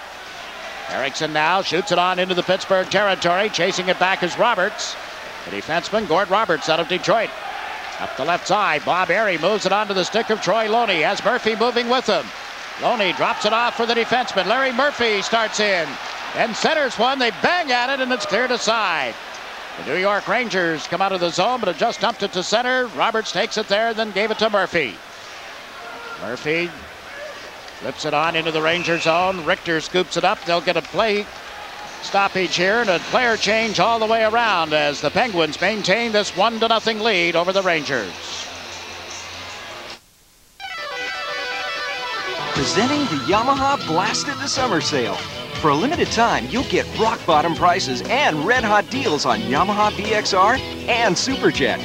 Low financing for qualified buyers. No money down or no payment for 90 days. The Yamaha BXR and Superjet have the greatest technology to ever hit the water. So call now for the Yamaha dealer nearest you, because the best deals of the season are for a limited time only. Face-off coming in the New York Rangers zone. Fans are reacting to the basketball score coming in from Chicago, where the hometown team here, the Knickerbockers, are leading the Bulls 25-16 in the first quarter. This place was jumping, this Madison Square Garden, on Sunday when the Knicks eliminated the Pistons, but then the Rangers were beaten 4-2 by the Pittsburgh Penguins in the opening game of this divisional final, the Patrick Division. And Pittsburgh on top here in Game 2 by a score of 1-0. I'm Jiggs McDonald with Ed Westfall. We watch Brian Leach carry the puck through center ice. Leach trying to split the defense, got checked. Gartner follows through, and Yager came back to pick up a loose puck. Jaromir Jagr checked by Jan Eriksson. Off the boards, it's centered out in front, got through. Here's Leach, can't pull the trigger. Now he has it again, trying to get around his check. And his shot went wide, a deflection, a penalty call coming. It'll be against the Pittsburgh Penguins. The New York Rangers with their first power play of the evening about to unfold. Interesting, too, that the call comes in a corner when Mike Gardner cross-checked one of the Pittsburgh players and flattened him just moments before. As we pause for a regional break, it's 1-0 Pittsburgh. You're watching the 1992 Stanley Cup Playoffs live on Sports Channel America.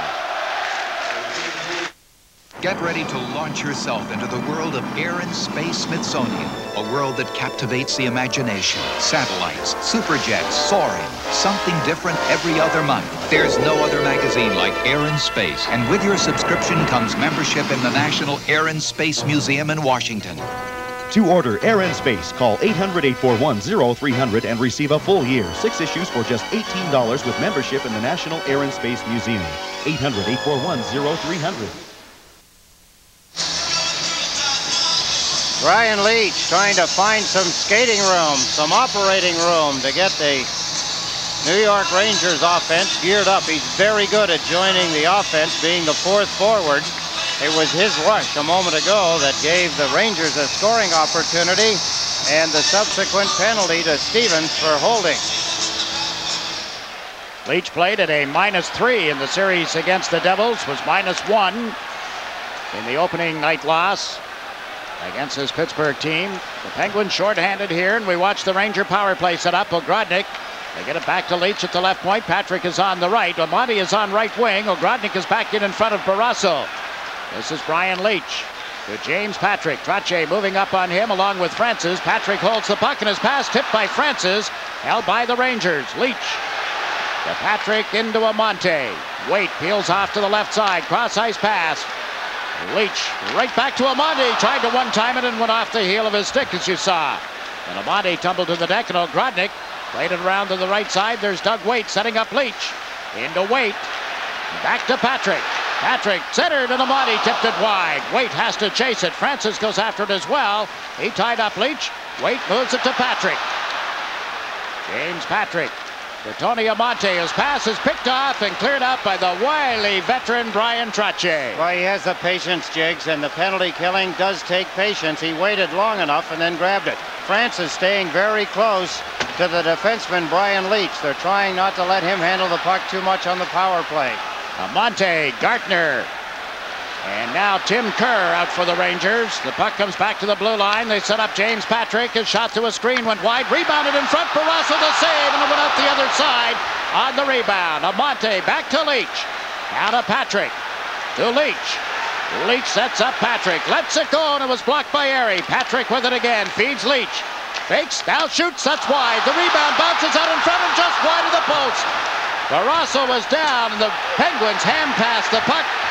That's okay. Here's Patrick with a shot that's blocked. Rangers set it up and hit the post by Kerr. Leach on the left side. Brian Leach trying to move in on Loney. Got pulled back off the puck. Loney trying to push it out of the zone. Couldn't. The teams are at 6 aside again. Nothing for the Rangers on their lone power play of the game thus far. Another hand pass in the defensive zone. And as I said Sunday night, the message hasn't gotten to the Ranger crowd that that's now legal. You may hand pass the puck in the defensive end. I guess the only thing you could say in defense of that, you're not supposed to close your hand on the puck when you do it. Exactly. 2 shots on goal is all the Rangers had in their power play. A couple of good attempts. A couple of good stops by Barrasso. Penguins lead 1-0, 1-on-1. Stevens against Zarella. The Rangers get back. The pass to Samuelson, who's dumped it back of the net. Herdina is there, trying to work through some traffic. Herdina turns back on Hardy. Went to center, one that was tipped. Jay Wells with it now. Wells cleared the zone. Kevin Stevens dumps it right back in, and Joe Cirella chases it. Cirella over to Wells. Out the center through Broughton, but handled by Pack. His feed is to Herdina, to Yager. Yager in a collision. Stevens knocked off balance as well, and the Rangers up with the puck. Broughton down right wing. Across the Pittsburgh line. Things open up. Broughton gets a shot away, and it's turned aside. Then the rebound is cleared away by Murphy. Randy Gillen couldn't get it in front. Paul Broughton waits, goes to the backhand, didn't get that on the target. It comes loose. Cirella from the point. His drive is blocked. Comes to the near side, and Kevin Stevens slams it down the boards and on into the Ranger zone. We've passed the midway point of period 2. Still a 1-0 lead for the Pittsburgh Penguins.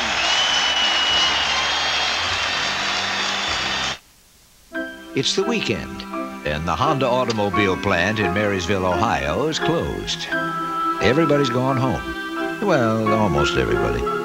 So this is a good time to show you around. 10,000 Americans build 3 out of every 5 Hondas sold in America right here in Ohio. Did you know that? Well, we won't take up any more of your time. After all, it is the weekend.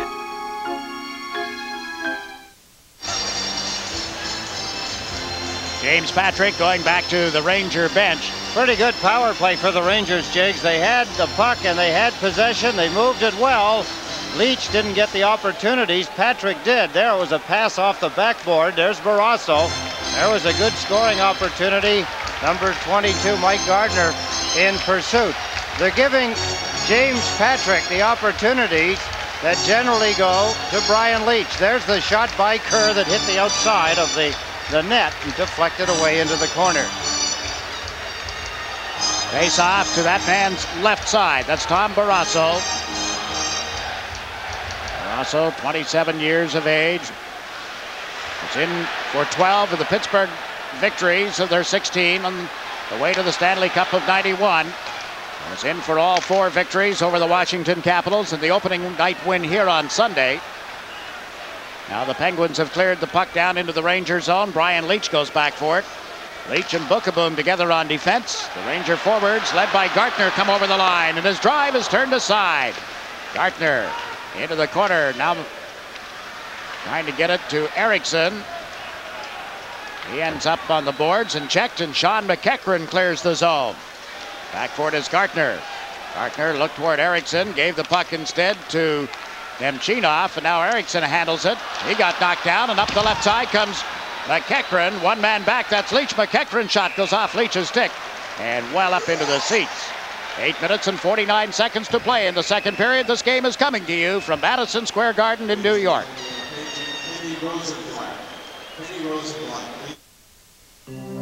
If you're a small business that calls one area code more than others, you can choose a calling plan designed just for you. Introducing the AT&T Partners in Business Plan.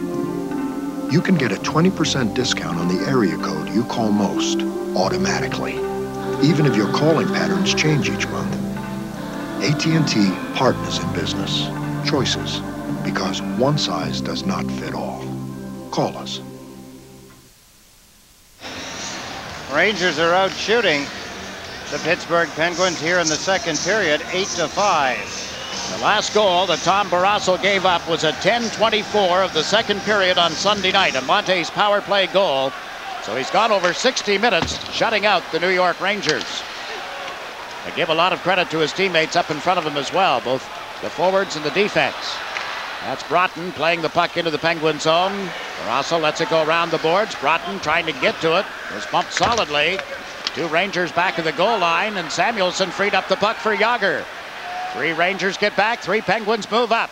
They play the puck in deep, Trottier in after it, and Richter played it around the boards instead toward Chris King. King is met by Jágr. Now up the ice comes James Patrick. Patrick trying to go through the defense, and Samuelsson knocked it away. It comes right to in front, turned aside by Barrasso. Patrick with a drive, off Barrasso, and cleared by the Penguins. All that appeared to be behind him, but it didn't get over the goal line, did it? Guess who cleared it, Jakes? Brian Trottier again. He's out on this line. Here's Jágr. And a giveaway by the Rangers. Jágr centers in and out of the goal mouth, and Ogrodnik has it for New York. John Ogrodnik over center ice. Dumps it into the corner, and it rolls back of the net. Barrasso to handle it. The hard up and around, didn't get through. Penguins play it to the near corner. Brian Trottier after it. The craftiness of Trottier. Out with Stevens and Jágr, and they're across the line. The pass to Stevens, trying to split the defense, and look at the job Cirella did on it. Now Jágr goes to put it in front. Got a stick up in the face, complains to referee Marawelli, and the Rangers come out 2-on-2 at center ice. Koser is over the line on left wing. Chased wide and into the corner. Good job by Murphy. Closer, another good job to recover the puck. Murphy dug it out of his skates. Gordy Roberts has given it to Bob Airy of the Penguins. Now up to Herdina. Got belted by Wells as he dumped it in deeper. Adam Graves and Airy in a collision. Joe Sorella dumps it out of the zone. The Penguins set up in the center ice area. Long pass from Murphy. Got to Herdina. Protected it well. And time for Airy to come in after it. Bob Airy puts it in the goal mouth and it's turned aside. Loose in the corner here. Amante works it back to the net. There's Wells, and he just did get it away from Herdina in time. Chris King for the Rangers with a pass into the center ice zone, and Graves finishes it off. Now the Rangers go for a player change. Amante comes in with a big hit, leveling Airy. Chris King shoves at Airy. Airy's helmet pops off. Puck comes out in front. King got a whack at it. Now wait. Crisscrossing here with Herdina, and Murphy recovers and gets it to the line, but not out. In comes Leach. Look at the moves. Walks in. Can't finish it off. Puck is loose. Another shot is blocked. They score!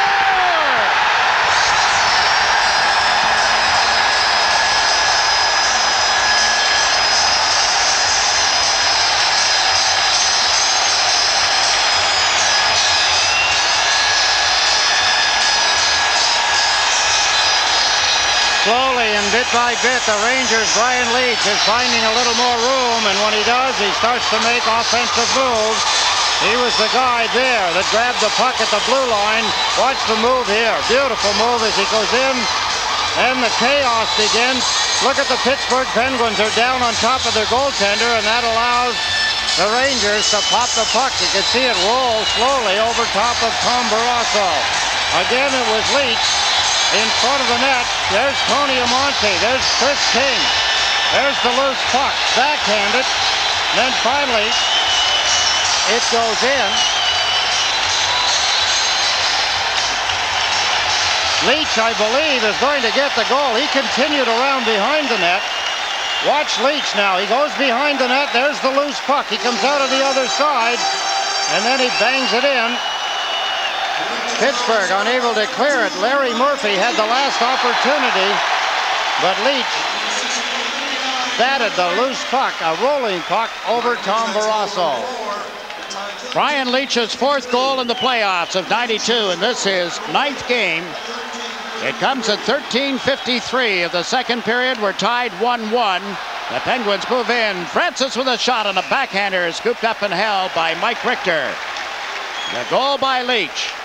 After 63 minutes and 29 seconds of shutout work by Tom Barrasso, dating back to the midway point, just past the midway point of the second period in game one. Now the Penguins and the Rangers are even, 1-1. Waite gets the assist. Scotty Bowman now has to figure out what he's going to do offensively. The team with only one good scoring chance here in the second period. It's been all the Rangers going back to the first period, just after they killed off a 5-on-3 situation. Now Roberts holds the puck at the left point and shot it wide of the Ranger net. And Chinoff stripped of it back of the goal by McEachran. It's loose again. Francis on it. Short side. Loose puck and it's picked off. Gartner lost it. The shot right on is blocked and now smothered by Richter. Giveaway by the Rangers, and the Penguins fail to capitalize. I was about to say, Jiggs, that the Rangers have been doing a masterful job of covering in front of their net.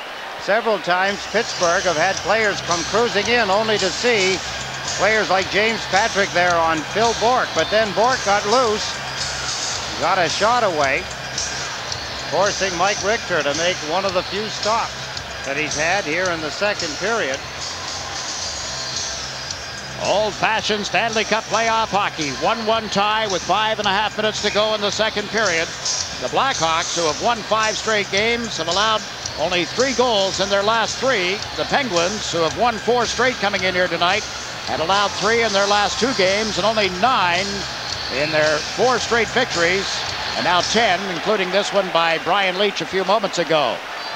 So they have certainly tightened up. Francis leading into Patrick. Chris King bent over on the far side. Stanton kicked it in a little deeper. McEachran couldn't get to it, and the Penguins recovered at center ice with Roberts shooting it in. Mark Hardy goes back. Hardy sets up back of the Ranger goal. Pittsburgh had 2 men in forechecking this time, and the Rangers able to clear it down the ice. Quickly, Barrasso gets it out of the zone, and here's King at center ice. He is checked. Loose puck. Shot into the zone now by the Rangers. The Penguins clear it right back out again. Back goes Sorella. Under 5 minutes to play in the second period. The score tied 1-1. Paul Broughton works the puck to the Pittsburgh line. Stanton turned it up ice. Yager is checked. Grant Jennings has to go back and recover. The Penguins without Mario Lemieux and Joey Mullen. The Rangers are playing tonight without Darren Turcotte and, more importantly, perhaps Mark Messier, as Eriksson has the puck. There's Gartner as well, and it's shot wide by Eriksson. And way wide. The Penguins turn it up to Yager. Trottier trailing. Yager over the line. Trottier goes in deeper to take the pass. Trottier can't play it around Sorella. Gartner, using the boards, has cleared it out. Penguins take over it again at their own blue line. Ulf Samuelsson with a pass to Yager, but it's called back. 2-line pass. Yager got spilled. No penalty. 4 minutes and 11 seconds. All that's left in a 1-1 tie here in the second period.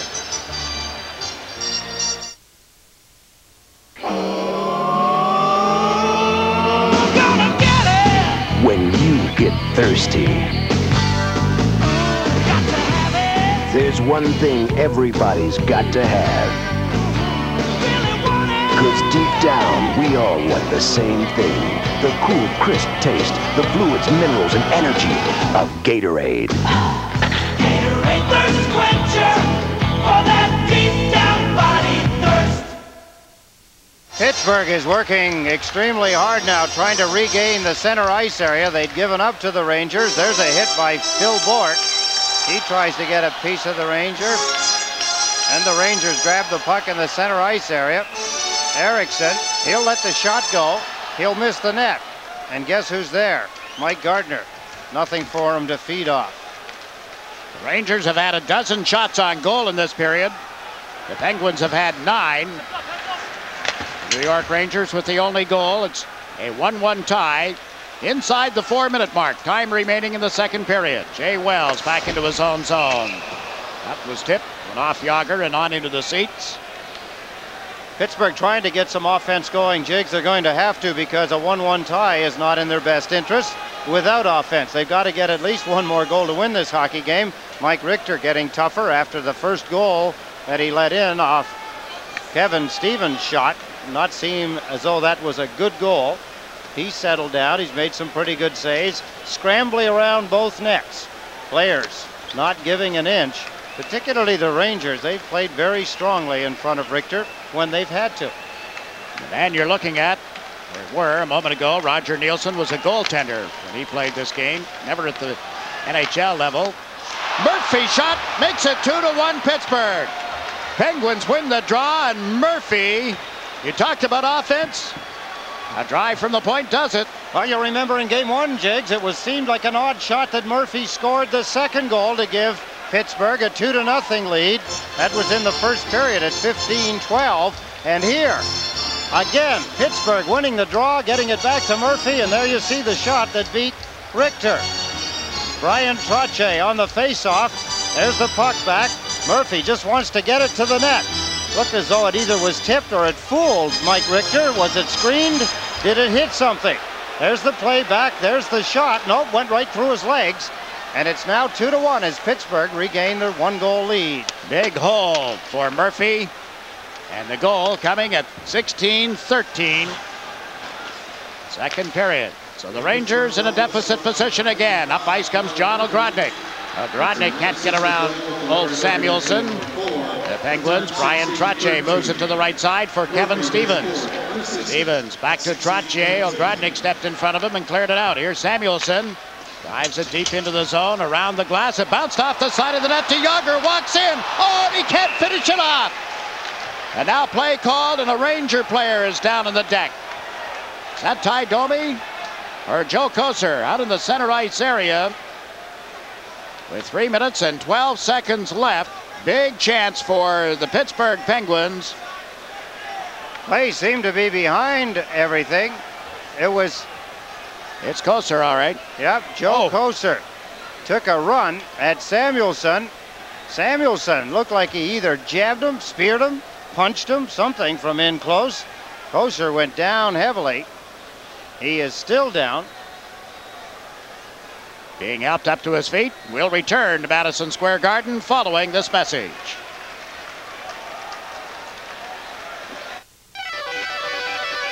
Presenting the Yamaha Blast Into Summer Sale. For a limited time, you'll get rock-bottom prices and red-hot deals on Yamaha VXR and Superjet. Low financing for qualified buyers. No money down or no payment for 90 days. The Yamaha VXR and Superjet have the greatest technology to ever hit the water. So call now for the Yamaha dealer nearest you, because the best deals of the season are for a limited time only. Joe Kosher back on the Rangers bench. From all indications, it looked as though Kosher thought he was speared by Samuelson. We're going to get another look at it. There's the run by Kosher. You can see him get the elbow up. Bang. Knocks Samuelson back. Got the stick up between the legs. I think that's really where he got him, in the tight groin area. And here's the save. Richter a moment ago. Beautiful stop off Jaromir Jagr. Jagr tried that same play in game one, Jigs, on John Van Beesbroek, and Van Beesbroek beat him with the same kind of a pad save. Tonight it is Mike Richter in goal for the Rangers. Rangers spent a lot of time yesterday at their Rye practice headquarters, Rye, New York. Most of the time watching video, being schooled on what the coaching staff expected of them tonight. And they worked a little on their power play. Not everybody on the ice. And tonight, Mark Messier is missing the action because of back spasms, or the witch's stitch, as the Finnish called it at the Olympics. I think that's very appropriate, isn't it? The witch's stitch. Yeah, because a back spasm or any muscle spasm is just something that you can't put a finger on, kind of thing. It's just there. You can't operate well with it, particularly when it's in your back. Ryan Leach trying to center the puck from the corner. Got knocked down. Listen to the crowd expecting a penalty to be called. None made. Leach held it at the line. No, it's offside. Linesman Dan Shakti making the call. 2.5 minutes remaining in the second period. These two teams meet again Thursday night in Pittsburgh, and we'll have the action for you on Sports Channel America. One of the many colorful ties now in the possession of Roger Nielsen. Take a look. Look at the hand action here. The hand-eye coordination as Ryan Leach corralled the puck. They blew it down as offside. Must have thought that the puck was beyond the blue line when it was in the air. Now Roger has drawn the attention of referee Dan Marawelli. The slamming of the stick on the boards, and Roger up screaming at the referee. And Marawelli reading the book to Roger. Roger was a school teacher at one time. I'm serious, folks. He did teach school. He was a fine junior hockey coach. Was a scout for the Montreal Canadiens. A bird dog, as he used to say. And then moved his way through the pros. Let's take another look. Maybe you can pick something out there. Beautiful work by Brian Leach as he corralled the puck. From that angle and from what we saw, I'd say no, it was not offside. But I've also said many times, you can't undo a whistle once it's been blown. And there also is that imaginary line, but the puck didn't, from that camera angle, get outside the blue line. The Rangers had a chance there as Amonte was alone in front of Barrasso, and they couldn't get the puck to him. This is Sean McEachran. McEachran in off right wing. Oh, and he just went wide. Nice move by the rookie. Well, we talked about it in game one, Jigs. He's got a lot of speed, and he was showing it there. And Adam Graves comes right back and can't make the pass. Mark Hardy held the puck at the line. No, that's called on an offside. One of the newspaper writers here in the metropolitan area today determined that the Rangers were called offside 9 times in the game against Pittsburgh on Sunday night. Had to be at least 4 or 5 of them in the third period of that hockey game. Here's McEachran. He faked inside. He got Hardy moving inside and then beat him with his speed outside. You could see the puck. It wouldn't cooperate with him. He had to shoot it while it was bouncing and rolling.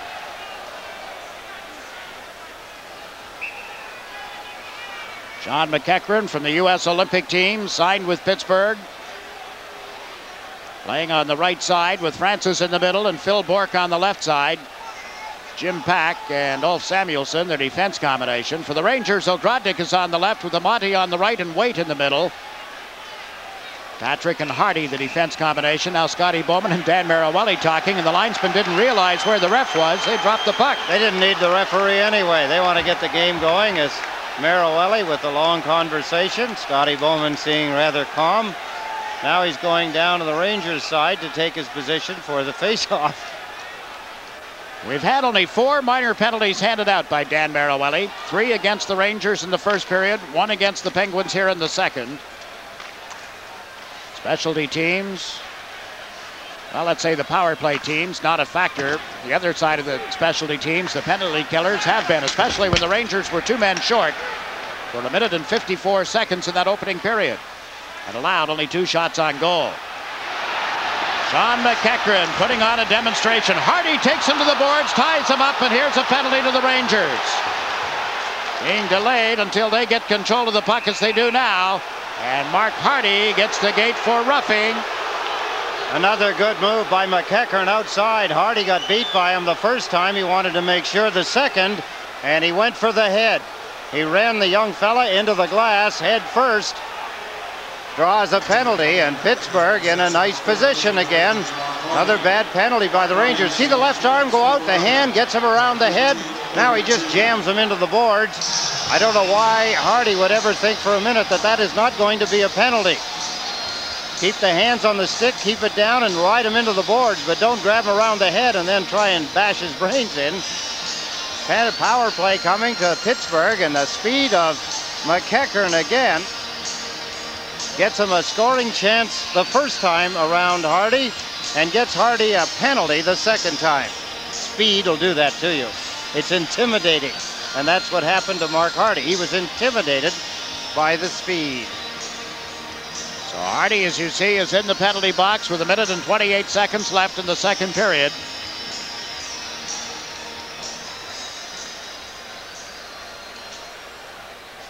Trottier in the middle, Stevens on the left side, Yager on the right. Francis and Murphy on the points. That's the setup on the Pittsburgh power play. The Rangers, to kill it off, have Randy Gillen and Jan Eriksson up front. Leach and Bookabum on defense. Trottier was hanging out at the blue line. Was cruising in that area. Now they've dumped the puck in. He and Stevens go in after it. Trottier here on the left wing boards, trying to free it up for Yager, but the Rangers clear the zone. Murphy drops back. Now here's Ron Francis with the puck. Francis across the line, leading a 3-on-2 rush, gave it to Yager, a backhander. It's on the doorstep. We welcome those of you who have been watching the game between the Bruins and the Canadiens here at Madison Square Garden. We're in the last minute of play in the second period, and it's 2-1. Pittsburgh on top. Pittsburgh without Mario Lemieux, also without Joey Mullen. Yager leading this Pittsburgh rush on a power play, dumps the puck into the corner. Graves frees it up, and down the ice it goes. Half a minute to go, period 2. They're also out to play the puck. Pittsburgh, of course, missing someone like Mario Lemieux and Joey Mullen on the power play, Jigs, but they still have a lot of talent on the ice. It just hasn't been able to gear up on power plays. They're into the zone again, but McEachran out of Boston University couldn't finish the pass, and the Rangers have dumped it down. Probably not enough time for another rush. Samuelsson will just chew up some clock, clear the puck out toward center ice, and there's the horn.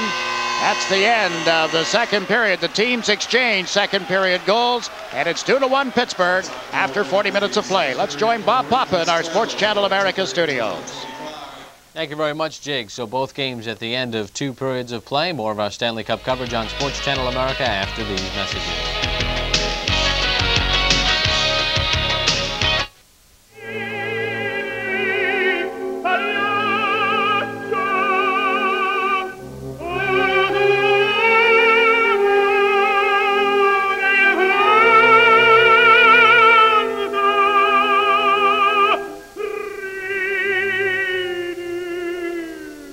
Sort of what it feels like when you run out of Molson. Molson, bringing you Sports Channel America's exciting NHL coverage. This incredible stereo component system can be yours free from U.S. News and World Report. That's right, a free stereo. In a moment, you'll find out more. Movie stars on the cover of Time. Cartoons on the cover of Newsweek. At U.S. News and World Report, how to build your fortune. Entertainment news or news you can use? Which is important? Let's hear what some readers have to say. It compared a few different approaches to investing and let me choose. And I pick out a few things in finance, and I think I've made some right financial moves as a result of it. Best jobs for the future.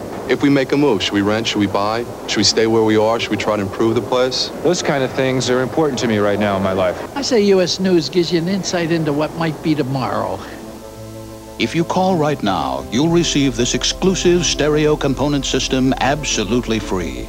This custom-engineered audio system features twin dynamic speakers for pure stereo sound, precision AM/FM radio tuner, and an LCD quartz alarm clock with snooze bar. And it's yours free with your paid subscription. A stereo sounds fantastic. Call now, and you'll also get great savings, over 60% off the cover price. You'll get 36 weekly issues, including exclusive annual guides like these. Pay in just 4 easy installments of $6.89, or use your credit card. That is big savings. Take it home, drive it around the block, kick the tires, and if you don't like it, send it back to us and we'll give you your money back. A great magazine, great savings, annual guides, a money-back guarantee, and the stereo is yours free. That's a very good deal. It makes perfect sense to subscribe. I'd take the subscription and the stereo. So pick up the phone and call right now. Call now, 1-800-445-4700. Welcome to our studios in New York. I'm Bob Papa. In a game some of you are watching, the Pittsburgh Penguins lead the New York Rangers by a 2-1 score at the end of 2 periods of play at Madison Square Garden in New York. Some of you are watching the Adams Division final, game number 2 at the Forum in Montreal. The Canadiens and Bruins. Boston won game 1 of the series by a 6-4 score, and the Bruins have won 3 of the last 4 series against the Montreal Canadiens. Montreal trying to even things up. These highlights brought to you by Menon. Patrick Roy with a poor outing in game number 1. Gets tested early here by Gord Murphy. A little shaky, but he makes the save. Looking more stable, Boston's Andy Moog. Here he comes up with a big save on Patrice Brisebois. What a save by Moog here. And the Bruins clear the rebound. Moments later, though, Montreal breaks through. Eric Desjardins with the shot. It squeaks through right on the post. 1-0 Montreal. Late second period. Boston on the power play. Glenn Murray camped out in front. Swats at the puck. Knocks it in off the post. 1-1 the score. And that's where they stand at the end of 2 periods of play. That goal came at 19:02 of the second period. Adam Oates and Joe Juneau with the assist, and with that assist, Juneau takes over the scoring lead for rookies so far in the 1992 playoffs. More of our Stanley Cup coverage on Sports Channel America. We now pause for a regional break.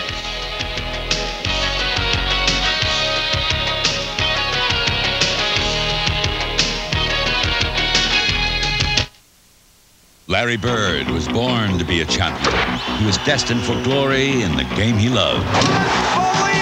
Call this toll-free number now and get bird watching at its best in this amazing video, Larry Bird, a basketball legend. It's free with your paid subscription to Sports Illustrated, the best way to capture all the drama of sports. Through rare footage, you'll follow Larry from the basketball courts of Indiana to the hallowed halls of the Boston Garden.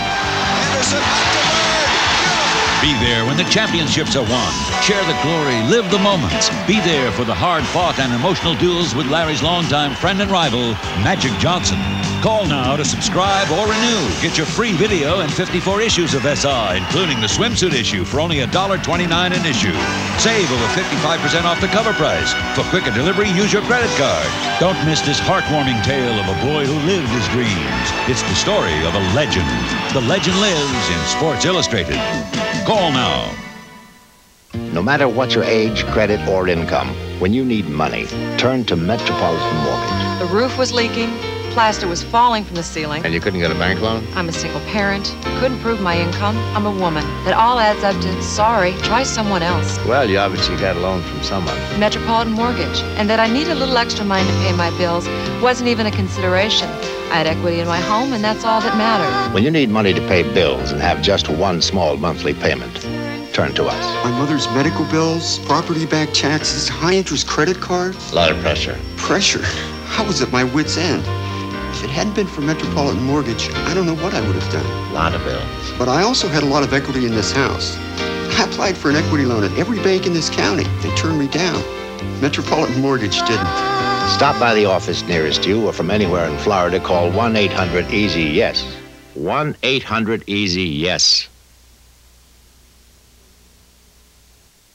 Welcome back, everyone. After letting Game 1 slip away, the Vancouver Canucks put the lid on the Edmonton Oilers in Game number 2 at the Pacific Coliseum last night. Watch the upper left of your screen. Luke Richardson with a high stick on Cliff Roning. He was down, and Roning would come back and make the Oilers pay. Vancouver will answer with some offense. Sergio Mamesa with the blast. Bill Ranford with the glove save, keeping the Canucks off the board, but they would not be denied on a 5-on-3. Trevor Linden feeds Jeff Courtnall, who puts it home 1-0 in favor of the Canucks. Moments later on the power play, the Canucks scramble around. Igor Larionov will pop it home in the scrum. 2-0 Canucks. Then Courtnall will find Roning on the doorstep, and he will find the twine. Watch him right side. Waiting. Bing! There's the goal. 3-0 after 1. Bill Ranford was injured on this next play in the first period. A bruise to the upper body. He did not return. Ron Tugnut, his replacement, didn't fare too well himself, though. Facing a 3-on-1. No chance. Cliff Roning, the trailer. Slam dunk. 4-0. Vancouver goes on to win. This series is tied up at 1 game apiece. The Edmonton Oilers outshot 15-1 in period number 1. And as for Bill Ranford of the Edmonton Oilers, well, he is listed as having a body bruise. Figure out where that is. And the team says that he will skate with the club. You get another look at the shot by Trevor Linden. Here it appears where Ranford might have been hurt. He kind of went down at this point in the prone position. And when the whistle blew, Ranford was flexing his muscles a little bit, and he would go off at the end of the period. He will skate with the team tomorrow. His status is day-to-day. Now for the Pittsburgh Penguins. Everyone thinks that they're a great offensive team, which they are with Mario Lemieux and Jaromir Jagr, but it's tight when it counts for these guys as well. They know how to play defense. During the regular season, look at their goals against. But within the division against New Jersey and Washington, they were tight. Against Boston and Minnesota as well. Now, how about last year in the playoffs when you take a look at the situation for the Pittsburgh Penguins and how they stand as far as that is concerned? Well, that's what they did last year in the playoffs. Now, this year, how are they doing? Well, during the regular season, a 3.85 goals against. First 4 games against Washington, they were giving up 5 goals a game, but in games 5 through 7, in which they won the series, there's the defense, 2.33 goals against. Game 1 against the Rangers, they gave up 2 goals. So far, they've only given up 1 goal through 2 periods of play. For those of you watching the Ranger game, we'll take you back to the Garden. More from our New York studios after this timeout. We now pause for a regional break.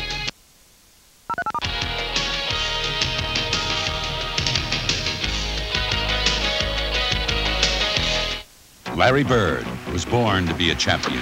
He was instilled with a competitive fire and passion that would never die. One way or another, Bird kills you. Now that's a steal by Bird. Underneath the knee, Larry Joe Bird was destined for glory in the game he loved. Get Bird watching at its best in this amazing video. Larry Bird, a basketball legend. It's free with your paid subscription to Sports Illustrated, the best way to capture all the drama of sports every week. There's only one place I'd rather be, French Lick. Through rare footage, you'll follow the victory trail from the cornfields and basketball courts of Indiana to the hallowed halls of the Boston Garden, where the talented young Hoosier resurrects a fallen dynasty. Larry Bird with a steal. Anderson back to Bird. Call this toll-free number now and be there when the championships are won. Share the glory, live the moments with the man who touched all who saw him play. Larry Bird never quits. He has eyes all around his head. We can always give it to Larry, and he'd step back and shoot a 3. Bird for 3. Yes! Exclusive footage captures the hard-fought and emotional duels with longtime rival Magic Johnson. This game is Larry Bird. I mean, he's doing everything. This official NBA video is a thrilling 60 minutes that you'll enjoy again and again, free from Sports Illustrated. Get your free video and a full year of Sports Illustrated. 54 issues, including the swimsuit issue, for only $1.29 an issue. Save over 55% off the cover price, and you may use your credit card. Follow all your favorites and all the excitement in Sports Illustrated. Call now to subscribe or renew and get this memorable video free. For quicker delivery, use your credit card. Don't miss this heartwarming tale of a boy who lived his dreams, the dreams of a champion. It's the story of a legend. The legend lives in Sports Illustrated. Call now. The Pittsburgh Penguins have a 2-1 lead over the New York Rangers at the end of the second period. Scoring in that period just completed, Brian Leetch tied it for the Rangers, his fourth from Waite at 13:53. And then Murphy, unassisted, his fourth of the playoffs, scoring for Pittsburgh at 16:13, regaining the lead for the Pittsburgh Penguins. But it was Brian Leetch who tied the game just before the 14-minute mark on this goal.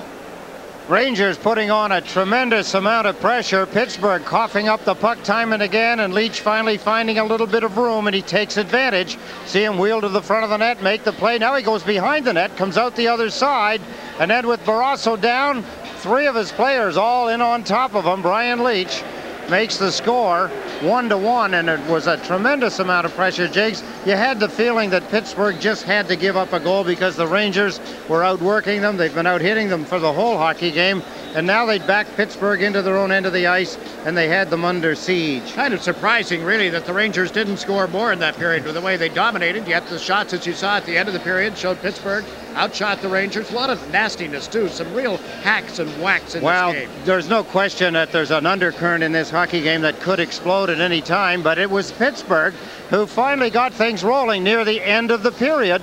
And from a face-off, see the Pittsburgh Penguins win the puck back to Murphy at the point. Watch between the legs of goaltender Mike Richter. There it is, as it takes a funny hop.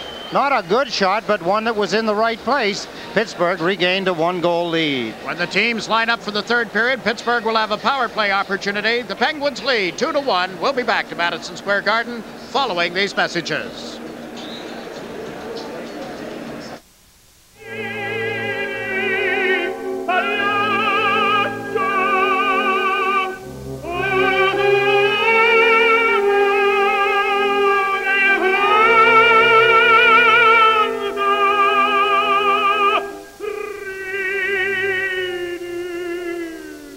Sort of what it feels like when you run out of Molson.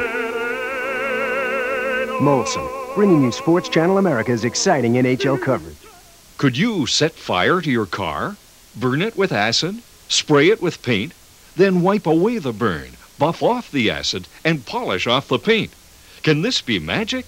Yes, the magic of DD Auto from the makers of DD7.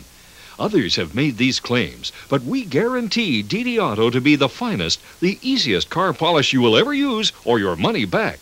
Even bird droppings, tar, and grease wipe away with ease. Cleaning chrome was never this easy. And DD Auto brings back the vibrance to the oldest paintwork. Use DD Auto in the home to protect mirrors, brass, and bathroom tiles. You'll save money when you replace all these with DD Auto. Yours on this special television offer for $19.95. And we'll include a second bottle free. But there's more. The vinyl roof, leather and vinyl seats, dash and tires will gleam with just a touch of DD Auto vinyl and leather enhancer. Also yours at no additional charge. And to keep that shine dry and streak-free, this super absorbent chamois is also yours. The DD Auto Car Care Kit. 2 polish, the vinyl leather enhancer, and super chamois, all for $19.95. Have your credit card ready. Here's how to order. Have your credit card ready and call 1-800-645-3900. You can also save COD charges by sending $19.95 for the complete kit, plus $4.95 shipping to DD Auto, P.O. Box 8989-B, Buffalo Grove, Illinois. Tonight's Stanley Cup playoff action on Sports Channel America is being brought to you by Air Canada. It's a welcome departure. And by Molson, a part of the NHL tradition since 1957. Molson is Canadian beer. And by Rust Tough from Krylon. Got rust? Get tough. Rust Tough.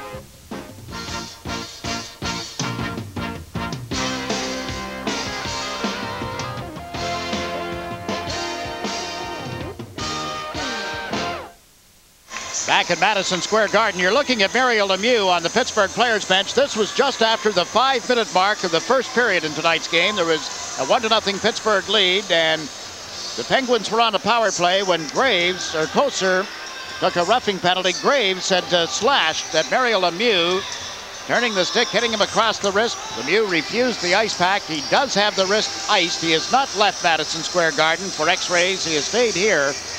And then Before the period ended, Joey Mullen in a collision with Chris King of the Rangers, and Mullen did not return. He was down on the ice for a long time before going to the Pittsburgh dressing room. And Ed, you've got an update on what he's been doing. Well, Joey Mullen, Jiggs, has been laying. He's been resting. He has not been up. He's been laid down, and he had his bell rung so hard that he's probably trying to unscramble right now, and they've got him laying down. Haven't heard that he is in any way in any serious trouble. He's just obviously not ready to get back and play. From the Ranger side of things, Mark Messier not able to play tonight because of back spasms, and Darren Turcotte has a sore wrist that's acting up again. Tom Barrasso gave up 2 goals in the opening game that the Penguins won 4-2. He has faced 25 shots tonight, allowed only 1 goal. While the Penguins have put 21 shots on Mike Richter, and he has allowed 2. Third period underway. Brian Leetch, who had 3 shots in the first period, 3 shots on goal in the second as well, and the only goal for the Rangers has dumped it in. Paul Samuelsson, who had the Stanley Cup winning goal for the Penguins in Game 6 at Minnesota last year, moves it up the right side. Jágr, and the shot wide by Stevens. Brian Trottier took Eriksson. Murphy gets it into the Rangers' zone, but he had a teammate or 2 ahead of him, putting the play offside. 1 shot is all that they got on the end of that penalty. Roger Nielsen, game number 1 on Sunday night. He saw his team down by 2, and the Pittsburgh Penguins put on a defensive posture that was stunning to everybody in the building. Rogers making sure you see his tie. What do you think of that one, 18? Oh, yeah, show us all of it, Roger. Isn't that a beaut? He's been on edge for the whole game. Yes, I don't have anything against those ties. I've got 1. Well, you'll get more. You're going with me in Pittsburgh. No. We'll go shopping. No, it's all right. I don't do very well at shopping. And well, I'll do it. You can't beat these prices, believe me. No. Come on. Oh, no. You want a Scotty Bowman type tie then? I've got one on. You guys keep teasing me. Puck dumped in, and immediately Pittsburgh goes for a player change, just changing up the defense as Samuelsson and Pack come out together. Leetch rushing the puck here for the Rangers. Shot it in from center ice, comes off the end boards. Bill Bourque got back, and now Pack takes it behind the net. Jimmy Pack checked, it's on the doorstep, and Pack was able to recover and clear it away. The Pittsburgh goal comes off the hinges. That's the reason for the whistle. Samuelsson just making sure with referee Marawelli. An inexperienced player will every now and then do that. Players get away with it now and then all of a sudden it backfires on them. Jimmy Pack comes out, then all of a sudden he realizes there's a Ranger moving in on him very quickly. He tried to unload the puck. It hit Eriksson, I believe it was, who was coming down on him quickly. And you can see Samuelsson get in front of the net, clear the puck off, and the net coming off the posts, stopping the play. Close call. The Rangers trying to capitalize on a major mistake by Jim Pack. Face-off was outside the Pittsburgh line. Samuelsson nudges the puck up ahead. John McEachran can't get through the center ice zone. Now chasing it back is Adam Graves. Graves moves it to the right corner. Lukaboom plays it towards center ice. Moving up is Leetch. 2 men back. Brian Leetch pulling it to the right side. Can't get around Pack. The pair of deuces go to the corner. The puck comes around the near side. Samuelsson to McEachran. Got it to the line, but the Rangers held it in. Nice job by Pack, forcing his man toward the corner, and there's Francis. He's in a collision with Graves. Loose puck. Jim Pack is dragged to the ice. He's sitting on the puck. Now it comes loose and recovered by Phil Bourque. Up ahead. Here's McEachran. They make it 2-on-1. Samuelsson up to join the play. Takes the pass. Back to McEachran, and it hit him on the skates. Bourque puts it on target, and Richter just leaves it at the side of the net. What a golden opportunity for Pittsburgh. And Samuelsson, not wanting to shoot, tried to return the pass. Kind of an odd play. Now Leetch gets spun around in his effort to move through the defense. The puck is skied as Patrick tried to put it in. It goes up over the glass. Looking at Gordy Roberts. The Penguins had a great opportunity again just a moment ago. We have played 2 minutes and 6 seconds of this third period. Pittsburgh leading by a score of 2-1. Wonder if the Rangers are thinking about trying to open it up. I wouldn't think they would try to do that too early, Jiggs, although But the way Pittsburgh presented the game on Sunday and their defensive posture, their defensive ability, the Rangers may not want to wait too long. And in doing so, Pittsburgh may pick up those 2-on-1s we saw just a moment ago. Scotty Bowman would love to have somebody other than Samuelson up there as part of the 2 Pittsburgh players. Yeah. But you don't get to pick and choose in a case like that, do you? Just hope that whoever it is will finish it off. Kevin Stevens with the puck here. Played it away from Waite. Up to Loney. Troy Loney couldn't handle it in the Ranger zone. Now Doug Waite took away the passing lane from the Penguins. Erdina tied up Waite momentarily. Doug Waite played it up off the stick of Graves. Barrasso steers it toward Jim Pack. Pack straightened up in the corner by the check from Graves. The puck ends up loose now and cleared out by Erdina. And through the Ranger defense and wide of the net. Bookeboom will go back for it. Jeff Bookeboom and Mark Hardy together. Bookeboom almost lost it. Kevin Stevens was right on him. Now Tony Amonte into the center ice area with a pass to Graves. Graves shoots one, it's blocked. Big rebound and then ended up on the stick of Stevens. Up to Erdina, back to Stevens. Stevens dumps it in wide and the Penguins go for a player change. Loney went into forecheck. Mark Hardy in the exchange here with Waite. Hardy spins to the right side to get away from the check of Trottier and shoots it on into the Penguin zone. Barrasso around the boards. Loney took Gartner and the puck slides harmlessly down the ice, but it will result in an icing against Pittsburgh. 16.5 minutes to play in the third period. We'll be right back.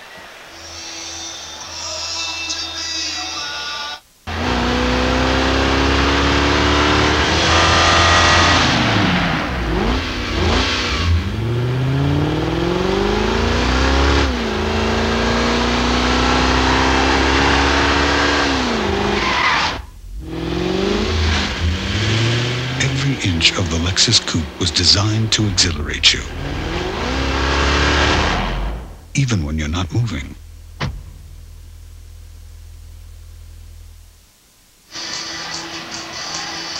Nemchinov out to center. Erickson and Mike Gardner, their job most of game 1 was to be on the ice when Lemieux's line was out.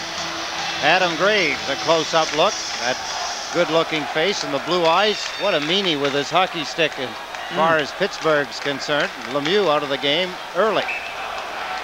Bad face-off, so they'll do it again in the circle to the right of the Pittsburgh net. Yeah, Lemieux gone from the game at the 5:05 mark when Graves slashed him. Near the end of the period, Joey Mullen in a collision with King. Mullen went to the dressing room, has not and will not return tonight. These two teams play in Pittsburgh on Thursday. The Penguins will charter on an aircraft leaving following the game tonight. The Rangers will make the trip tomorrow. Of course, have to remember, too, Pittsburgh's been on the road now for better than a week, having gone to Washington and then arrived here from Washington after Game 7 with the Capitals. Some of the Rangers saying they've been home too long. They've only been away from the metropolitan area once. There's a shot that was tipped. Once since March 25th. That was a game at Toronto following the conclusion of the players' strike. Leach centers one. Nemchinov had trouble getting it under control and never did get a shot away. Leach from the point is checked by Trottier. Now Bookeboom sets up outside the line, gave the puck to Nemchinov. Cross-ice pass toward Mike Gartner on his off wing. Gartner shoots one that's grabbed and held and dropped off by Barrasso. That's Roberts. He gave it away. Hard shot. Missed the net. Boy, Randy Gillen knew what he wanted, but he didn't find the net on that drive. Harry sends Yager through center ice. 2-on-2. Trottier and Yager over the line. Yager, look at the moves. Can't finish it off. And then the net comes off. Collision with Yager and goaltender Mike Richter and the goalpost. He is beautiful to watch on the ice, Jigs. He handles the puck so well. His idol, of course, in the dressing room. The Jaromir Jagr trying to pick up some of the offense lost when Mario Lemieux was sent to the dressing room with a sore hand. Look at the moves. He got in behind both Ranger defensemen. This is how he did it. Look at him. Fake. Hold the puck. Look at the balance. Look at him shift the puck to the backhand. Now he grabs it, goes back to the forehand as he tries to make the play. Lost his balance and was hooked from behind. Last season, through the playoffs, we called him the Kid. Well, he's still a kid, just 20 years of age. Kid with a big car. Yeah. And I would hope for his sake a big contract, because he is worth the price of admission any night of the week. Collision at the Pittsburgh line. Back in to pick up the puck deep in his own zone is Grant Jennings. Jennings and Stanton together on defense. Here's Jay Wells for the Rangers with a cross-ice pass for Broughton. Played it toward the net. Stanton came back and is tipped out of the zone by Francis. Wells recovers in time to give it to Sorella. Joe Sorella shot it in from center, but it's being called back. One linesman waving it okay. The other said and called it. Face off in the center ice area. What the Rangers are able to do now, Jigs, and what they've wanted to do is be able to pinch the forward, or pinch the defenseman. The Ranger defensemen go in deep when they're in the offensive zone. Here's some of the close-in fighting, the mugging around the head. King. Is there a sniper in the building?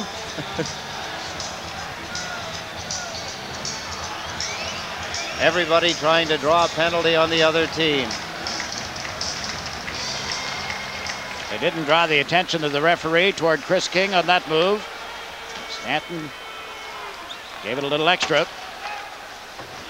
We have played just over 5 minutes of the third period. 2-1, the Pittsburgh Penguins leading the New York Rangers at Madison Square Garden. Can the Penguins go back to Pittsburgh up 2-0 in this series? Here's Tony Amonte rushing in with the puck. Amonte to the backhand, and he can't slip that by Barrasso. Nice move by Tony Amonte, and now Hardy drops back to cover the puck. Gave it to Doug Weight. Weight with a pass that's tipped to the Pittsburgh line. Ulf Samuelsson up with it, and he's fed Stevens. Shoots from the blue line. You heard that boom off the pads, and absolutely no rebound. It just lodged on the left pad of Mike Richter. The Penguins lead 2-1. If you're a small business that calls one area code more than others, you can choose a calling plan designed just for you. Introducing the AT&T Partners in Business Plan. You can get a 20% discount on the area code you call most, automatically, even if your calling patterns change each month. AT&T Partners in Business. Choices, because one size does not fit all. Call us. This update brought to you by Medin. Third period at the Forum in Montreal. 4:53 in. Matthew Schneider with the shot. Gilbert Dion touches the puck, and then it's Shane Corson with the goal. 2-1 Montreal in period 3. Back to Madison Square Garden. Back here at Madison Square Garden, Bob, it's 2-1. The Pittsburgh Penguins leading. Low-scoring game in Montreal. Same story here. It is playoff time. Leach. After a loose puck deep in the Ranger zone and following the draw, Pittsburgh changed again as Stevens goes off the ice. And the New York Rangers have iced the puck. When you think of all of the good playoff hockey that has been seen so far, and there's a long way to go, Jigs, makes you wonder about that hesitation, that 10 days off during the strike the players had. Makes you think that maybe if we could get Mr. Ziegler's ear again, we could get him to have the All-Star game before the season starts. Okay, that would be the opening of the season. Have the players all have about a 4 or 5 day, maybe a week hiatus before the playoffs start next year, if we're going to get this kind of product. Not a bad idea. Injuries all kind of heal up, and the soreness, and players get a good rest. Attitudes change. Preparation is better. Wish I'd had that thought to deliver to the president a week ago. He maybe would have responded to my call a little differently. Anyway, Grodnick centers one. Oh, a big chance there for the Rangers. Comes out in front again, and the Penguins tighten up and clear it. Oh boy, you don't get that many good chances in a game, and the Rangers just squandered one there. Chance to get even. Brian Leach circling here at center to get the play set up again. The pass to the left wing boards. Nemchinov had it slip off his stick. Well, Grodnick drops it to Nemchinov. What a pleasant surprise he's been this season. Nemchinov to Gartner. Gartner dumped it in. Larry Murphy trying to clear it out, hit a teammate with it, and now Troy Loney does get it out of the zone. Jaromir Jagr moves up, but King turned on him, allowing Leach to play the puck. Rangers go for a change after having dumped it in. The Penguins move it up to the right side. Jagr with a lead pass just out of the reach of Stevens. Back goes Joe Sorella. He's given it to Wells. Jay Wells Up to a teammate, and King dumps it in. Taken here by Paul Stanton. His relay tipped out of the zone. Yager picked on the play, but up comes Stevens. Stevens trying to drive around Sorella. Backhander is wide. Good job by Sorella. Vache puts it back in the net. Sorella and Stevens after it. Sorella, the Ranger defenseman, moved it toward the corner. And Randy Gillen gets it outside the blue line, but Stanton is there, and the Penguins shoot it right back in again. Boy, quietly, Stanton has been a very good defenseman for Pittsburgh, Jigs, in the second and so far here in the third period. Stanton has played well. Into the breach here with Shell Samuelson out with an injury. He's got a shoulder problem, a wrist problem, excuse me. And also without Peter Taglianetti, who's had surgery, and a big hit there, and an injury or shaken up Ranger Jay Wells, who went into the boards heavily, appears to be okay. The Penguins lead 2-1 as we pause now for a regional break. You're watching the 1992 Stanley Cup Playoffs on Sports Channel America. Pip Printing suggests that before choosing a printer for your company, you take a moment to check their references. These are just a few of ours. Pip Printing. Give us a call. We'll show you why we're the biggest business printer in the world. Some people are still wondering if Pip Printing does multicolor printing. The answer is yes, we do a little. Enough to fill this little football field every day. Celebrating 10 years in Boca Raton. One of the few times that the Pittsburgh Penguins have dished it out with a little bit of vengeance. Wells goes backwards heavily into the boards. Herdina handing out a check. Now Waite centers for Graves and Amante for the Rangers. Ron Francis in the middle for the Penguins. McEachran and Bork on his wings. This is Tony Amante winding up. Shot one high and wide. Barrasso out to play it. Bill Bork clears it out through center and down the ice. Mike Richter leaving it for Hardy.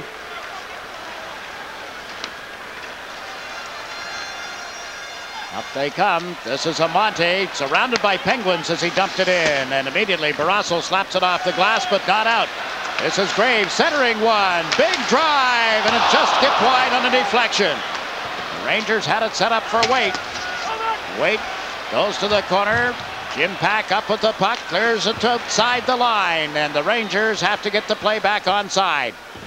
Leach waited long enough, but then played it through Graves. The Penguins, Ron Francis dumps it down from center ice. Nearing the midway point, period 3. 2-1, the Pittsburgh Penguins lead the New York Rangers at Madison Square Garden. This is game 2 of the Patrick Division Final. The winner of this series will meet the winner of the game between the Boston Bruins and the Montreal Canadiens. Games, I should say, because tonight they're playing game 2 of that best-of-7 series to decide the Adams Division title. And back to the net here, Jan Eriksson trying to find somebody in front, and the Penguins got to him and tried to play the puck out of the zone, but they didn't. Wells with a shot that steered aside.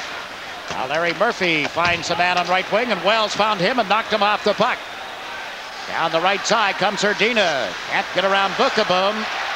Jay Wells with a feed to Eriksson at center. Quickly surrounded and cut off by the Pittsburgh Penguins. Rangers get to it again at center and dump it in here. Now they start to go for a player change as the Penguins get it out of the zone. A long pass to Bob Harry. Harry steps over center and dumps it in. Back for it is Bookabum. Bookabum into the center ice zone. His pass off Broughton's stick. And it is called back by referee Dan Marinelli.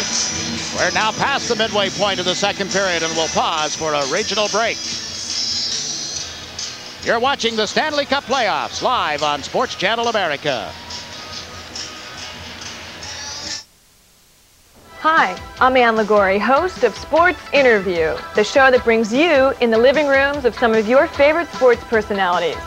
We're controversial at times. I picked him as the #1 center of all time as far as concerned because he was a complete basketball player. Personal at times. But you want that because you can't. We're talking about TV. We're talking about making That's why we have money. a great marriage. We never agree on anything, but we know that from the start. But we always learn a lot and have a great time doing it. So join me each week on Sports Interview. Tom Barrasso here in the third period has faced 7 shots. Richter has had 3. One of the saves that Richter had to make was that dash by Jaromir Jagr. Overall, 32 shots fired by the Rangers at that man tonight. 1 got by him. That was the one by Leach. And they jammed the net. That tied the game at 1-1 back in the second period. And Murphy, after Trottier had won a face-off, the Rangers tried to get it out of the zone and couldn't. Then Murphy's shot eluded Mike Richter. That's the difference in this game at the moment. Wells has dumped the puck in. Grant Jennings back for it. Jennings off the boards, but not out. Broughton chases it back of the net. It's knocked away by Stanton. Jennings trying to clear it. It came off the glass right to Jennings. And out now to Trottier. Up to Stanton. Stanton pulled up.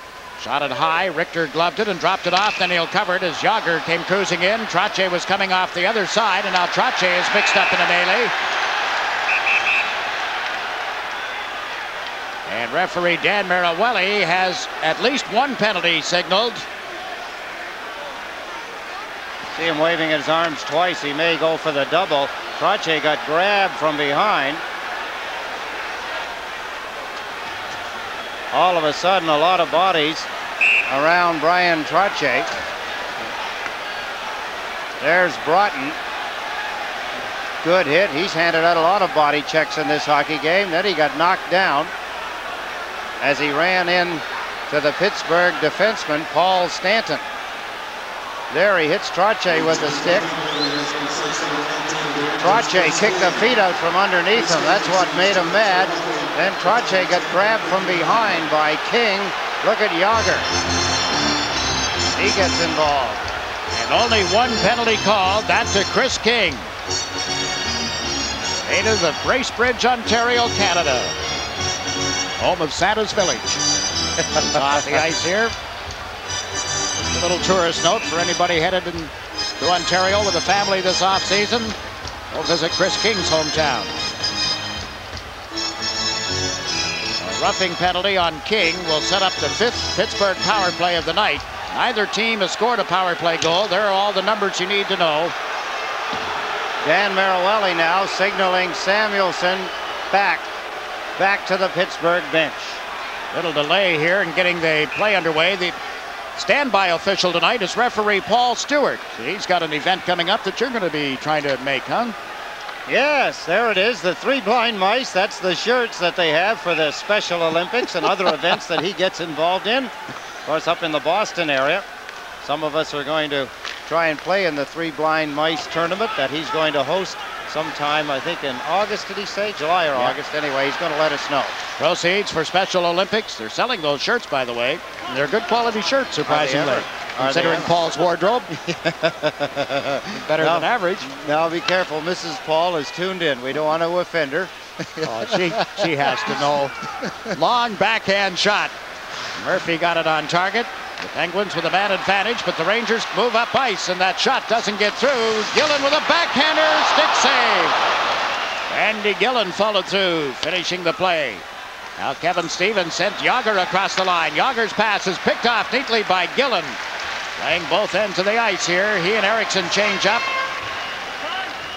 Rangers get Broughton out as a penalty killer, along with Adam Graves. Larry Murphy with the puck. Shoots it around the boards. Sorella clears it out and down the ice. And Murphy will chase that 6 ounces of vulcanized rubber. It's knocked off his stick, but went right to a teammate, and they get out of the zone. McEachran plays it to the left side. This is Hrdina. Hrdina's seen a lot of ice time tonight. That brought about with the loss of Mullen. Trache's seen a lot of ice time as well. And there'll be a penalty to Pittsburgh. As Broughton was leveled at the blue line, referee Marawelli calling only the 2nd penalty against Pittsburgh tonight. We'll be back to Madison Square Garden following this message.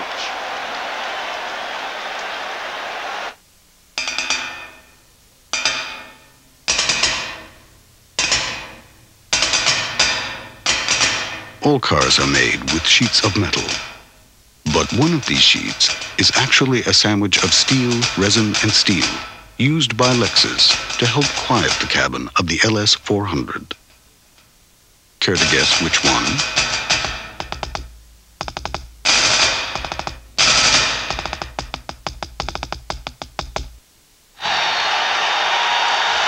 McEachern gives the Ranger fans something to really get roaring about. Penalty killers have done a wonderful job. There's the hit. Actually, I thought he kicked the feet out from underneath him. But the Ranger player, Broughton, jumped in the air. And McEachern showing some strength. His scouting report says he has a lot of speed that he uses well. He did that when he got outside the defenseman of the Rangers, Mark Hardy, a couple of times. It also says that he's very strong on his skates. He proved it there. Rangers win the draw, but Gartner's shot is deflected. It's 4-on-4 hockey with 30 seconds left in the penalty time against Chris King. Here's Bookeboom. He scores!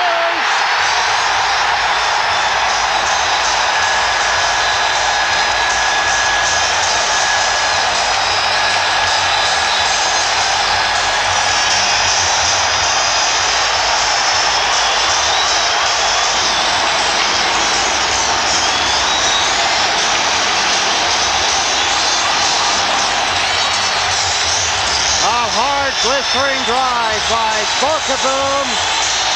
There it is.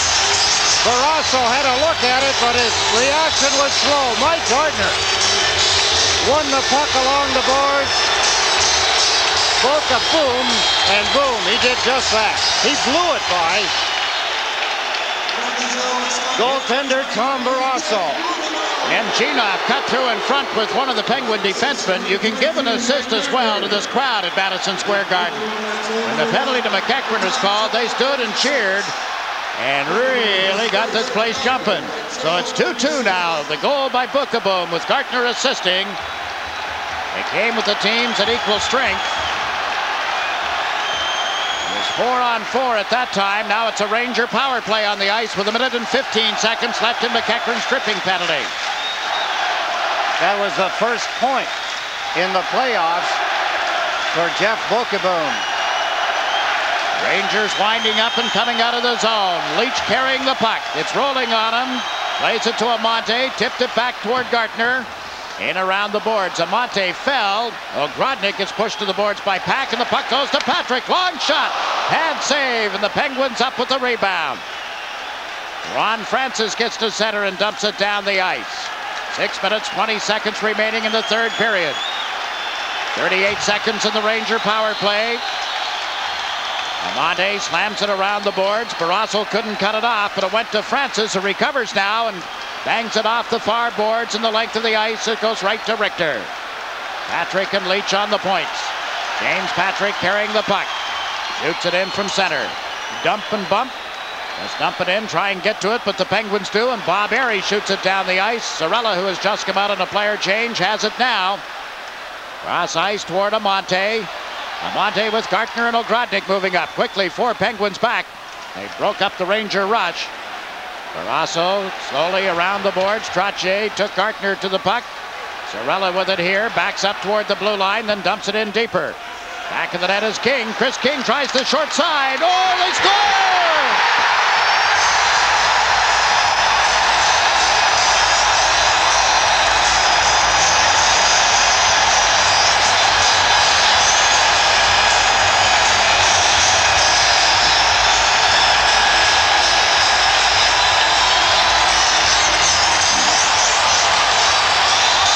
Chris King has been an effective Ranger throughout this hockey game, mostly in playing the body. Here he comes out from the side, slaps at it. Before any of the Penguins can get to him, he's put his own rebound over a sprawling Tom Barrasso. Pandemonium here in Madison Square Garden. The Penguins took the fans out of the hockey game in Game 1. They've been a big part of it here, plus the hard work of Chris King that pays off with the go-ahead goal. First time in 2 games that the Rangers have taken the lead. And this with 5 minutes and 24 seconds left in the third period. 3-2 Rangers. It Without a power play goal coming after the penalty to McEachran had expired. And the Rangers are right back in the Pittsburgh zone. But Trottier up with the puck. Got it to Yager. He and Murphy come through center. 2-on-2. The pass to Murphy. Drives to the right wing boards and dumped one in front. Richter steers it aside. Kevin Stevens leaves it for Yager. Into the corner to Stevens. Deeper to Trottier. Sorella was in front of him. Stevens protected the puck. Roberts held it at the blue line. Back in the net is Trottier. Brian Trottier and a wraparound into the goal mouth and a dribble just past the corner of the net. Then Stevens was leveled, and out come the Rangers. 3-on-3 at center ice. Closer one-handed it into the Penguin zone. Eriksson went in after it. He's slowed up by Murphy. Eriksson kicks it around the boards. Randy Gillen gets to it. He's put it back in the net. Paul Broughton in after it now to Gillen. A backhander off Barrasso, and he grabs it and holds on. Stevens went to the goal mouth along with Broughton tying up one another. This crowd explodes at Madison Square Garden. The Rangers lead 3-2.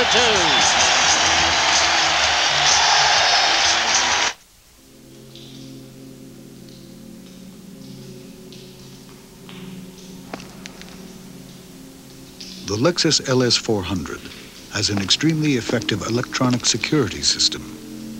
While it may look rather simple to you, to a car thief, it looks something like this.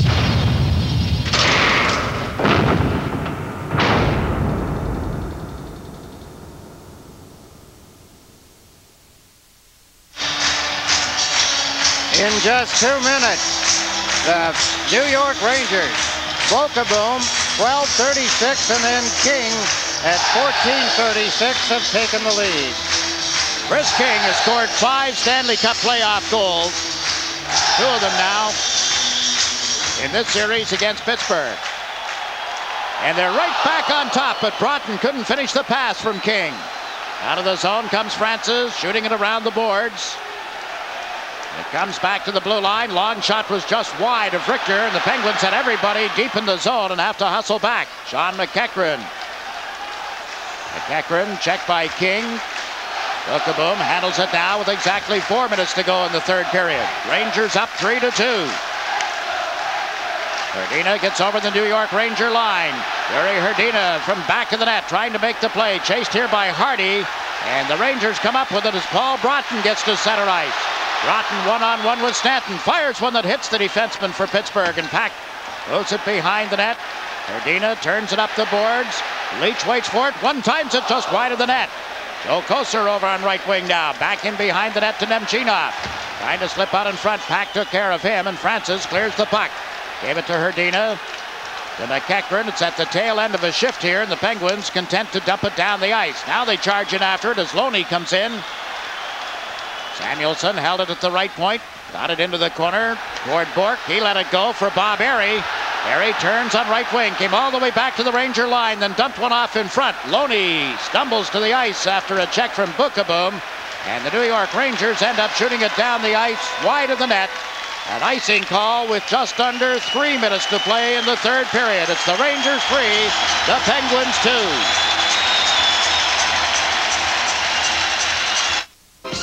The 1992 Stanley Cup Playoffs on Sports Channel America has been brought to you by Molson, a part of the NHL tradition since 1957.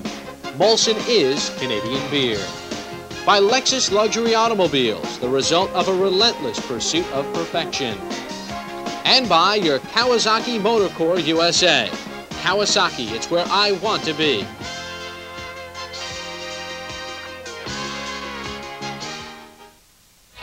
This highlight brought to you by Menon. Ted Donato slips it out front to Peter Doris, who feeds Dave Poulin, who gets his second goal of the playoffs at 14:05 of the third. Boston and Montreal are tied at 2.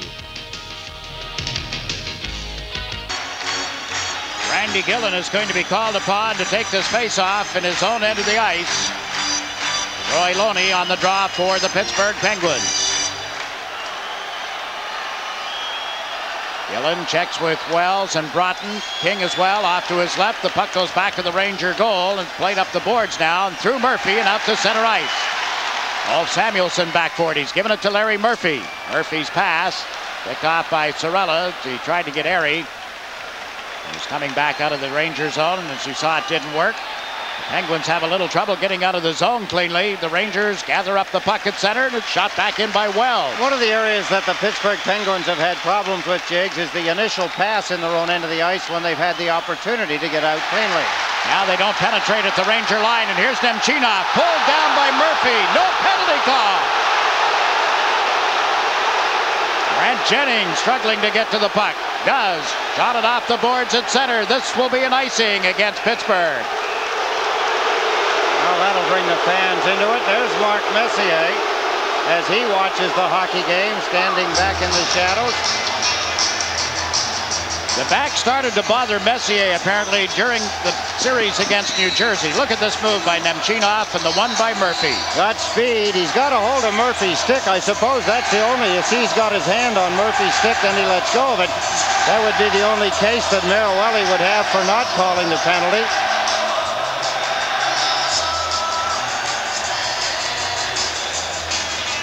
Debris has been thrown on the ice, delaying the resumption of play. Ty Domi, along with Mark Messier, ties the security for Mark tonight. And every night. Doug Weight into the lineup when they took Domi out, and there's Darren Turcotte. Must have found a seat. Oh, he's standing as well. Some of the other folks who didn't get into the lineup tonight. The Rangers lead by 3-2. Had a tap at it here, and it's into the catching glove as Barrasso covered the low ice. Now 2 minutes and 4 seconds left. Take a look at this draw again. Rangers winning the draw, and Pittsburgh guilty of making mistakes here, not covering well enough. The winger, the left winger, no one near him. He should never get the opportunity to walk toward the net, grab a loose puck, and shoot it. Pittsburgh, they're talking about that now. Best cure, of course, is to win the faceoff. The Rangers, Roger Nielsen, have not been successful, although more so in this hockey game than they were in Game 1. Game 3, right here on Sports Channel America, Thursday night, 7:30 from the Civic Arena in Pittsburgh. Kevin Stevens gathering in a loose puck. Stevens trying to get away from Gillen, does. Stick handling through center, blew around Broughton, is across the line, giving it to Yager, chased wide by Leach, then centered one, and Broughton was able to pick it up and clear it. Now the Rangers able to jab it through center ice, and Gillen recovers in the Penguin zone, shoots. Barrasso got a chunk of that. Randy Gillen is tied up back of the goal by Murphy. Broughton nudges the puck back of the goal line, and here's Gordy Roberts. It's Kevin Stevens. 4 Rangers, now 5 get back. Yager is over the line, got bumped. The puck goes to Phil Bourque. Long shot, back of the net is Trottier. Trottier turns it the other direction, and Eriksson will get to it. Eriksson has a man moving up ahead. That's Kosar chasing it on into the Pittsburgh zone with 70 seconds left in the third period. Battle for it on the boards. The puck pops loose, and Murphy comes up with it. Larry Murphy got it to the line. The Rangers hold it in. Kosar turns it in even deeper. Less than a minute to go. Rangers up 3-2. The play in the Pittsburgh zone. No chance to get Barrasso to the bench. The clock's still running. Now the whistle. Clock stopped with 46 and 6/10 seconds remaining. Long time. A scrum along the boards. The puck held long enough now for this faceoff. Fans here in Madison Square Garden showing their pleasure. Eriksson in the late stages of the third period has been very good for the Rangers. Some of the forechecking that the Rangers have been using on Pittsburgh throughout the hockey game. McEachern has had a good game for Pittsburgh as he fights with Eriksson, trying to loosen the puck. Eriksson's trying to eat up the clock. Just wants to keep the puck in motion deep in Pittsburgh's end of the ice. A timeout has been called, I presume, by the Pittsburgh Penguins. Scotty Bowman chance to talk to his team with 46.6 seconds left. As the series shifts to Pittsburgh, the Penguins won 2 of the 3 home ice games against the Washington Capitals in winning their series. And on the year, Pittsburgh won 21 games at home. The Rangers won 22 games on the road, so they're fairly evenly matched in that respect. But again, I remind you that we're watching the team that finished first overall after 80 games, the New York Rangers, and the Pittsburgh Penguins, who finished third in the division and seventh overall a year ago. This year, they had a point less than they did last year and finished 18 points behind the New York Rangers. Third in the division and sixth overall at the end of the season with the Pittsburgh Penguins. Important here for Pittsburgh to win the faceoff. They've got to get control of the puck, get it up the ice if they hope to get the extra skater on, with Barrasso heading for the bench. Ron Francis and Gillen on this faceoff.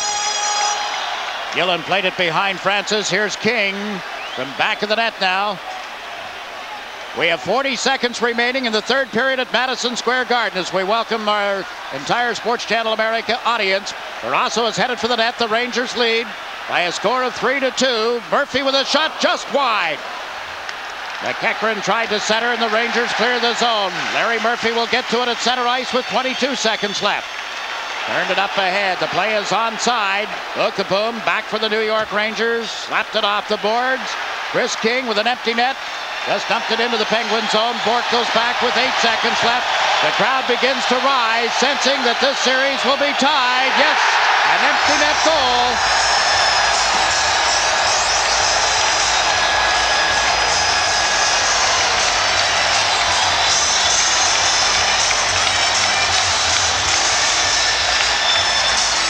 Mark Messier and some of the other Rangers, Ty Domi, head for their dressing room. Neil Smith, the general manager, says, all right, this series will be tied at a game apiece going to Pittsburgh Thursday night. I suppose the overall picture, though, Jiggs, when you think about it, not to take anything away from a well-played hockey game and a win for the New York Rangers, but the only thing on the minds of the Pittsburgh Penguins coming in here was to win one of the 2 hockey games. They've accomplished that. Of course, the way these teams play in the playoffs and other series, home ice advantage not necessarily has been that big a thing. No, that's for sure. Jeff Okaboom gets credit for his second goal of the game, an empty netter.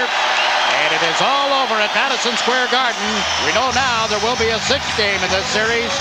That'll be here next Monday. The Rangers congratulating one another, and Roger Nielsen can breathe a little easier as he goes to the dressing room. So the Rangers defeat the Penguins. They have to come from behind to do it. Here in the third period, 3 unanswered goals and a 4-2 victory for the Rangers. Back to our Sports Channel America studios. And Bob. Welcome back to our New York studios. We hope you enjoyed Night 18 coverage of the 1992 Stanley Cup playoffs on Sports Channel America. I'm Bob Papa. Coming up, college baseball. It's the Florida State Seminoles against the Gators of Florida. I owe my life. No team enjoys a home ice advantage like the Chicago Blackhawks. Each and every night, a sold-out Chicago stadium. Roots for the home team. The Windy City faithful give the Blackhawks a lift like they did in Game 3. On the far side, got it into the near corner. Hudson backs out of it. Crabs like a complete score! Dirk Graham tipped it in! Dirk Graham's goal gave the fans something to cheer about. Now the Maniacs on Madison are looking for a sweep of the Red Wings. You'll see Game 4 of the Norris Division Final tonight on Sports Channel America.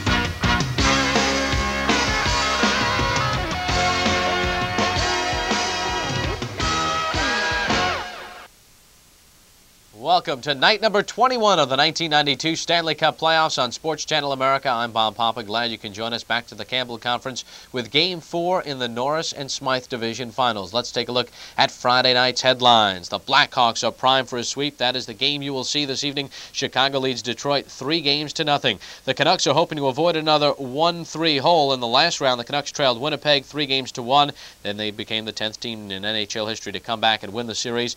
And Adam Graves of the New York Rangers suspended for 4 games by the NHL for his Game 2 slash on Mario Lemieux. Well, the Chicago Blackhawks are blowing right past the Detroit Red Wings in the Norris Division Final. Chicago is getting production from all parts of their lineup, while the Red Wings might want to start thinking about sending out an APB on their top guns. Dirk Graham of Chicago, he's supplementing the play of the Ronix, Larmers, and Chelioses. Graham has 3 goals and 2 assists. 2 of his goals came in the Game 3 victory. Players like Jocelyn Lemieux may only have 3 points, but they're 3 goals, and his plus-minus is a +4. His hustle works wonders in the corners. Detroit is another story. Sergei Fedorov has 5 goals and 5 assists in the playoffs. The only problem is all 5 goals and 3 of the assists came in the opening round against Minnesota. And Jimmy Carson is doing his Claude Rains impersonation. He has 1 assist in this series and a total of 2 goals and 3 assists for the entire playoffs. Johnny Carson is more active these days. And when we come back, we'll get you out to Chicago Stadium for all the pageantry. Game number 4 of the Norris Division Final, the Blackhawks and Red Wings, after this timeout. Tonight's Stanley Cup playoff action on Sports Channel America is being brought to you by American Honda, who's been making quality cars in America for the last 10 years. By Molson, a part of the NHL tradition since 1957. Molson is Canadian beer. And by Yamaha Water Vehicles, fun that won't quit.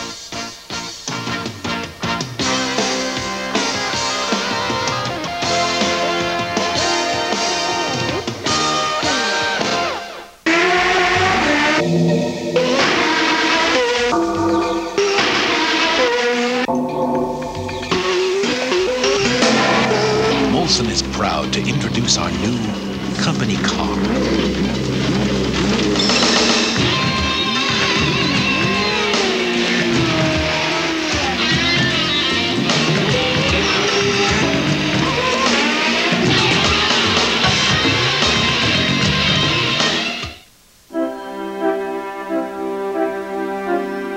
It's the weekend, and the Honda automobile plant in Marysville, Ohio is closed. Everybody's gone home. Well, almost everybody. So this is a good time to show you around. 10,000 Americans build 3 out of every 5 Hondas sold in America right here in Ohio. In fact, they've been making cars here for 10 years. Did you know that? Well, we won't take up any more of your time. After all, it is the weekend.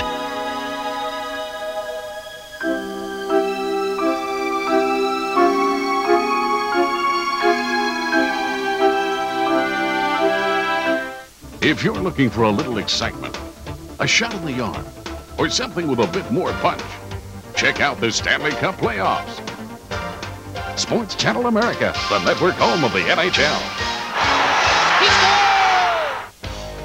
Today's opening game face-off is brought to you by Molson, the official beer of Sports Channel America's exciting NHL coverage, a part of the NHL tradition since 1957.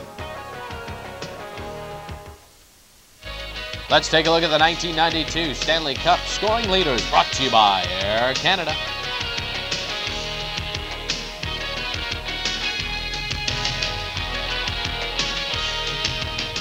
You could be witnessing a rare event this evening at Chicago Stadium.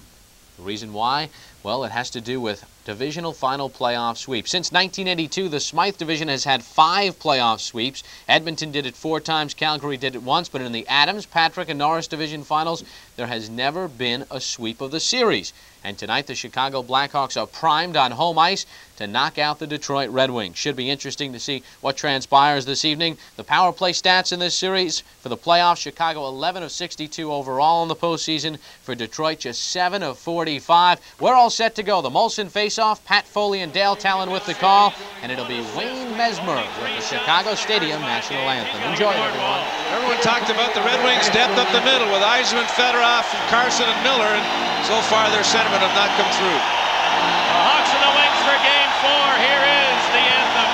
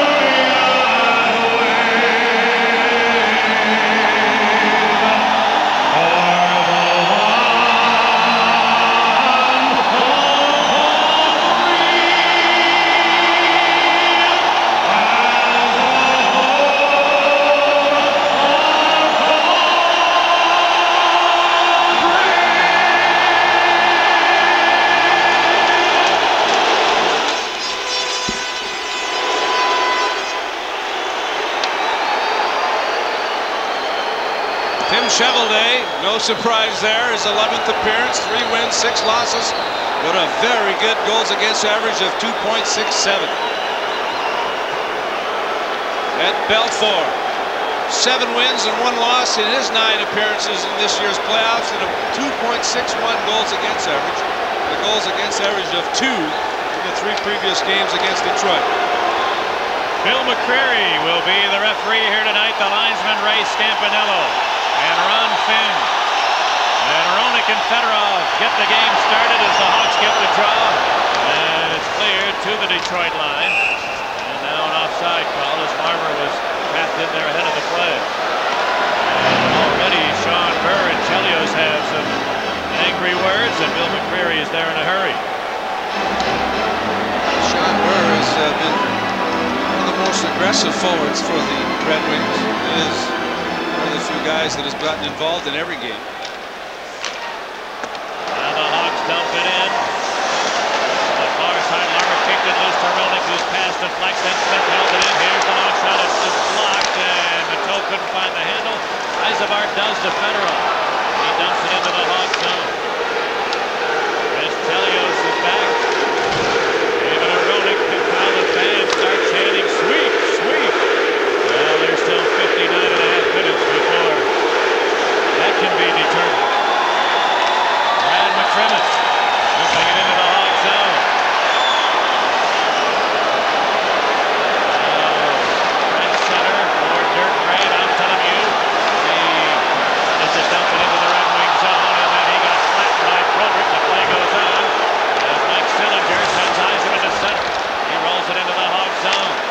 Belfour sweeps it to the far side. Chason will hold it in kind of center. It's picked off by Kravchuk. Igor Kravchuk goes around the boards, and Konstantinov not able to hold it in. Then he was leveled by Lemieux as though the offside whistle blew. And some very intense physical play in the first minute of the game. Bob Probert just cross-checked Kravchuk in the back of the head, knocked his helmet off, and McCreary never saw it. Let's hope that McCreary has a better outing than he did the last time we saw him in St. Louis, but Probert takes a run at Jocelyn Lemieux, catches him off balance with his head down, busts into the side boards. Take a lot more than that to stop Jocelyn Lemieux. He bounced right back up and then ran it. These Soviet defenseman Konstantinov on this side at the blue line. Ryan Murray didn't pull any punches about it after game 3. He said one guy put us short for 8 minutes in the first period. It's pretty tough to win on the road when you have that happen. Probert was the man he was referring to. Here's the draw. Up back into the Detroit zone. Yves Racine chasing back for it. Icing is the call. Michel Goulet's first shift in this year's playoffs. Injured his groin into the last road game in Detroit. And the bad luck of getting hurt right at the end of last season's regular campaign as well. And was able to help the Hawks against Minnesota in round 1 a year ago. He's a guy that they really needed in that series because of his composure and his experience.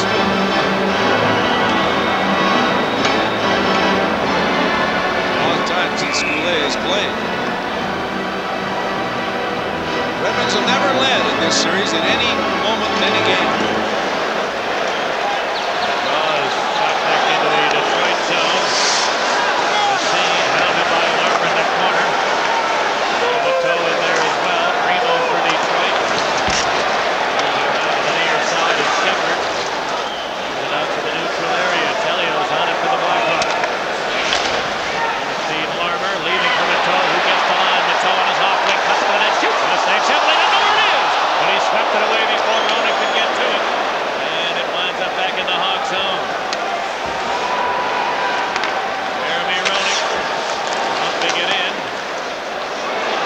Down the boards, Lauer left it for Chelios. Across to Smith at the near point. He takes a look and shoots one shot at line. There's going to be a Detroit penalty. Here's a shot! Got a save by Chevrolet on Lemieux. Lemieux jammed it to Peluso. Out to the line, Chelios. His drive. Chevrolet stopped it. And it deflects over the glass into the crowd, and the Blackhawks will get the first power play of the game. We're just underway in game 4 without a score as yet. If you're a small business that calls many of the same people each month, you can choose a calling plan designed just for you. Introducing the AT&T Partners in Business Plan. Make a list of the 20 numbers your business calls most. For everyone that's an AT&T customer, you'll get a 20% discount. AT&T Partners in Business. Choices, because one size does not fit all. Call us.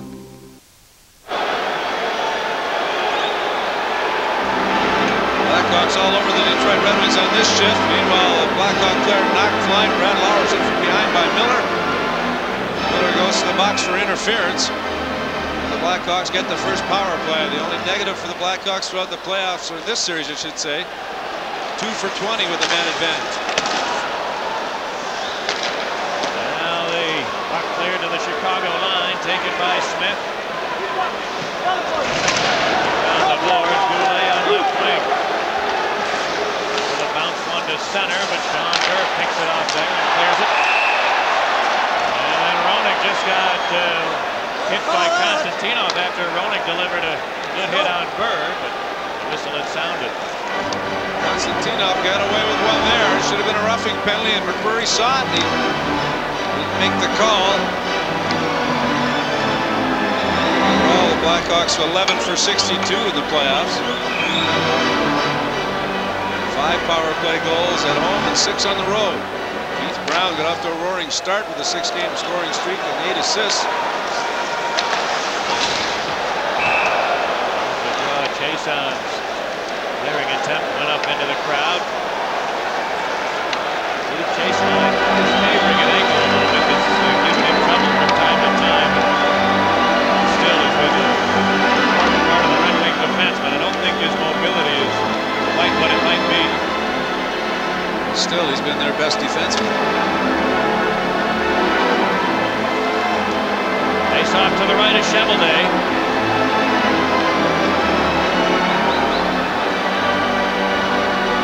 And Roenick get ready.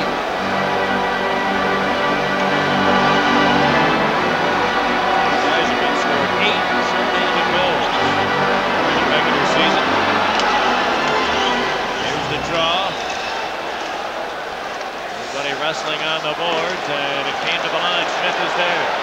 Steve Smith into the deep slot with it. Up the far side to Chelios, whose pass was read perfectly by Sillinger, and he clears it. You have to be very careful at your own blue line. With guys like Yzerman and Sillinger, they're very good at picking plays off like they just did. Smith shoots it in. Doubleday looking to clear. Larmer held it in, however. Then Yzerman won the battle on the board, sending it down the ice. 45 seconds for the Hawk power play. Ryan Noonan banks it into the Red Wing zone. The toe to the far corner. Poked it loose, but the Wings able to control, and Fedorov cleared it.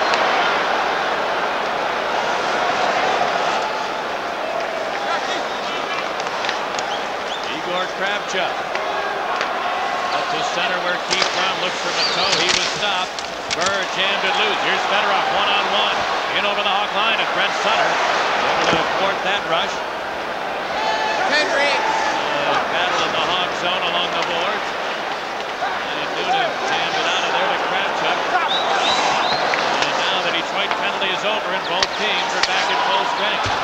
Mateau over the Red Wing line. Bounce one into the slot offside is the call. Well, the first Hawk power play does not generate much, still a scoreless game. How do you get comfortable? Who, me? I wear Comfort-Tech shoes by Florsheim. Let me show you why. You see, they got this special cushion insert and sole with a bunch of tiny air bubbles. Now watch how they absorb the impact of every step you take. And there are Comfort-Techs from dress to casual. I'll tell you, they're the most comfortable shoes I've ever worn. Try a pair for 30 days. If you don't agree, you'll get your money back. Get Comfort-Tech by Florsheim and get comfortable. Power play was very good against St. Louis. Struggling in this series.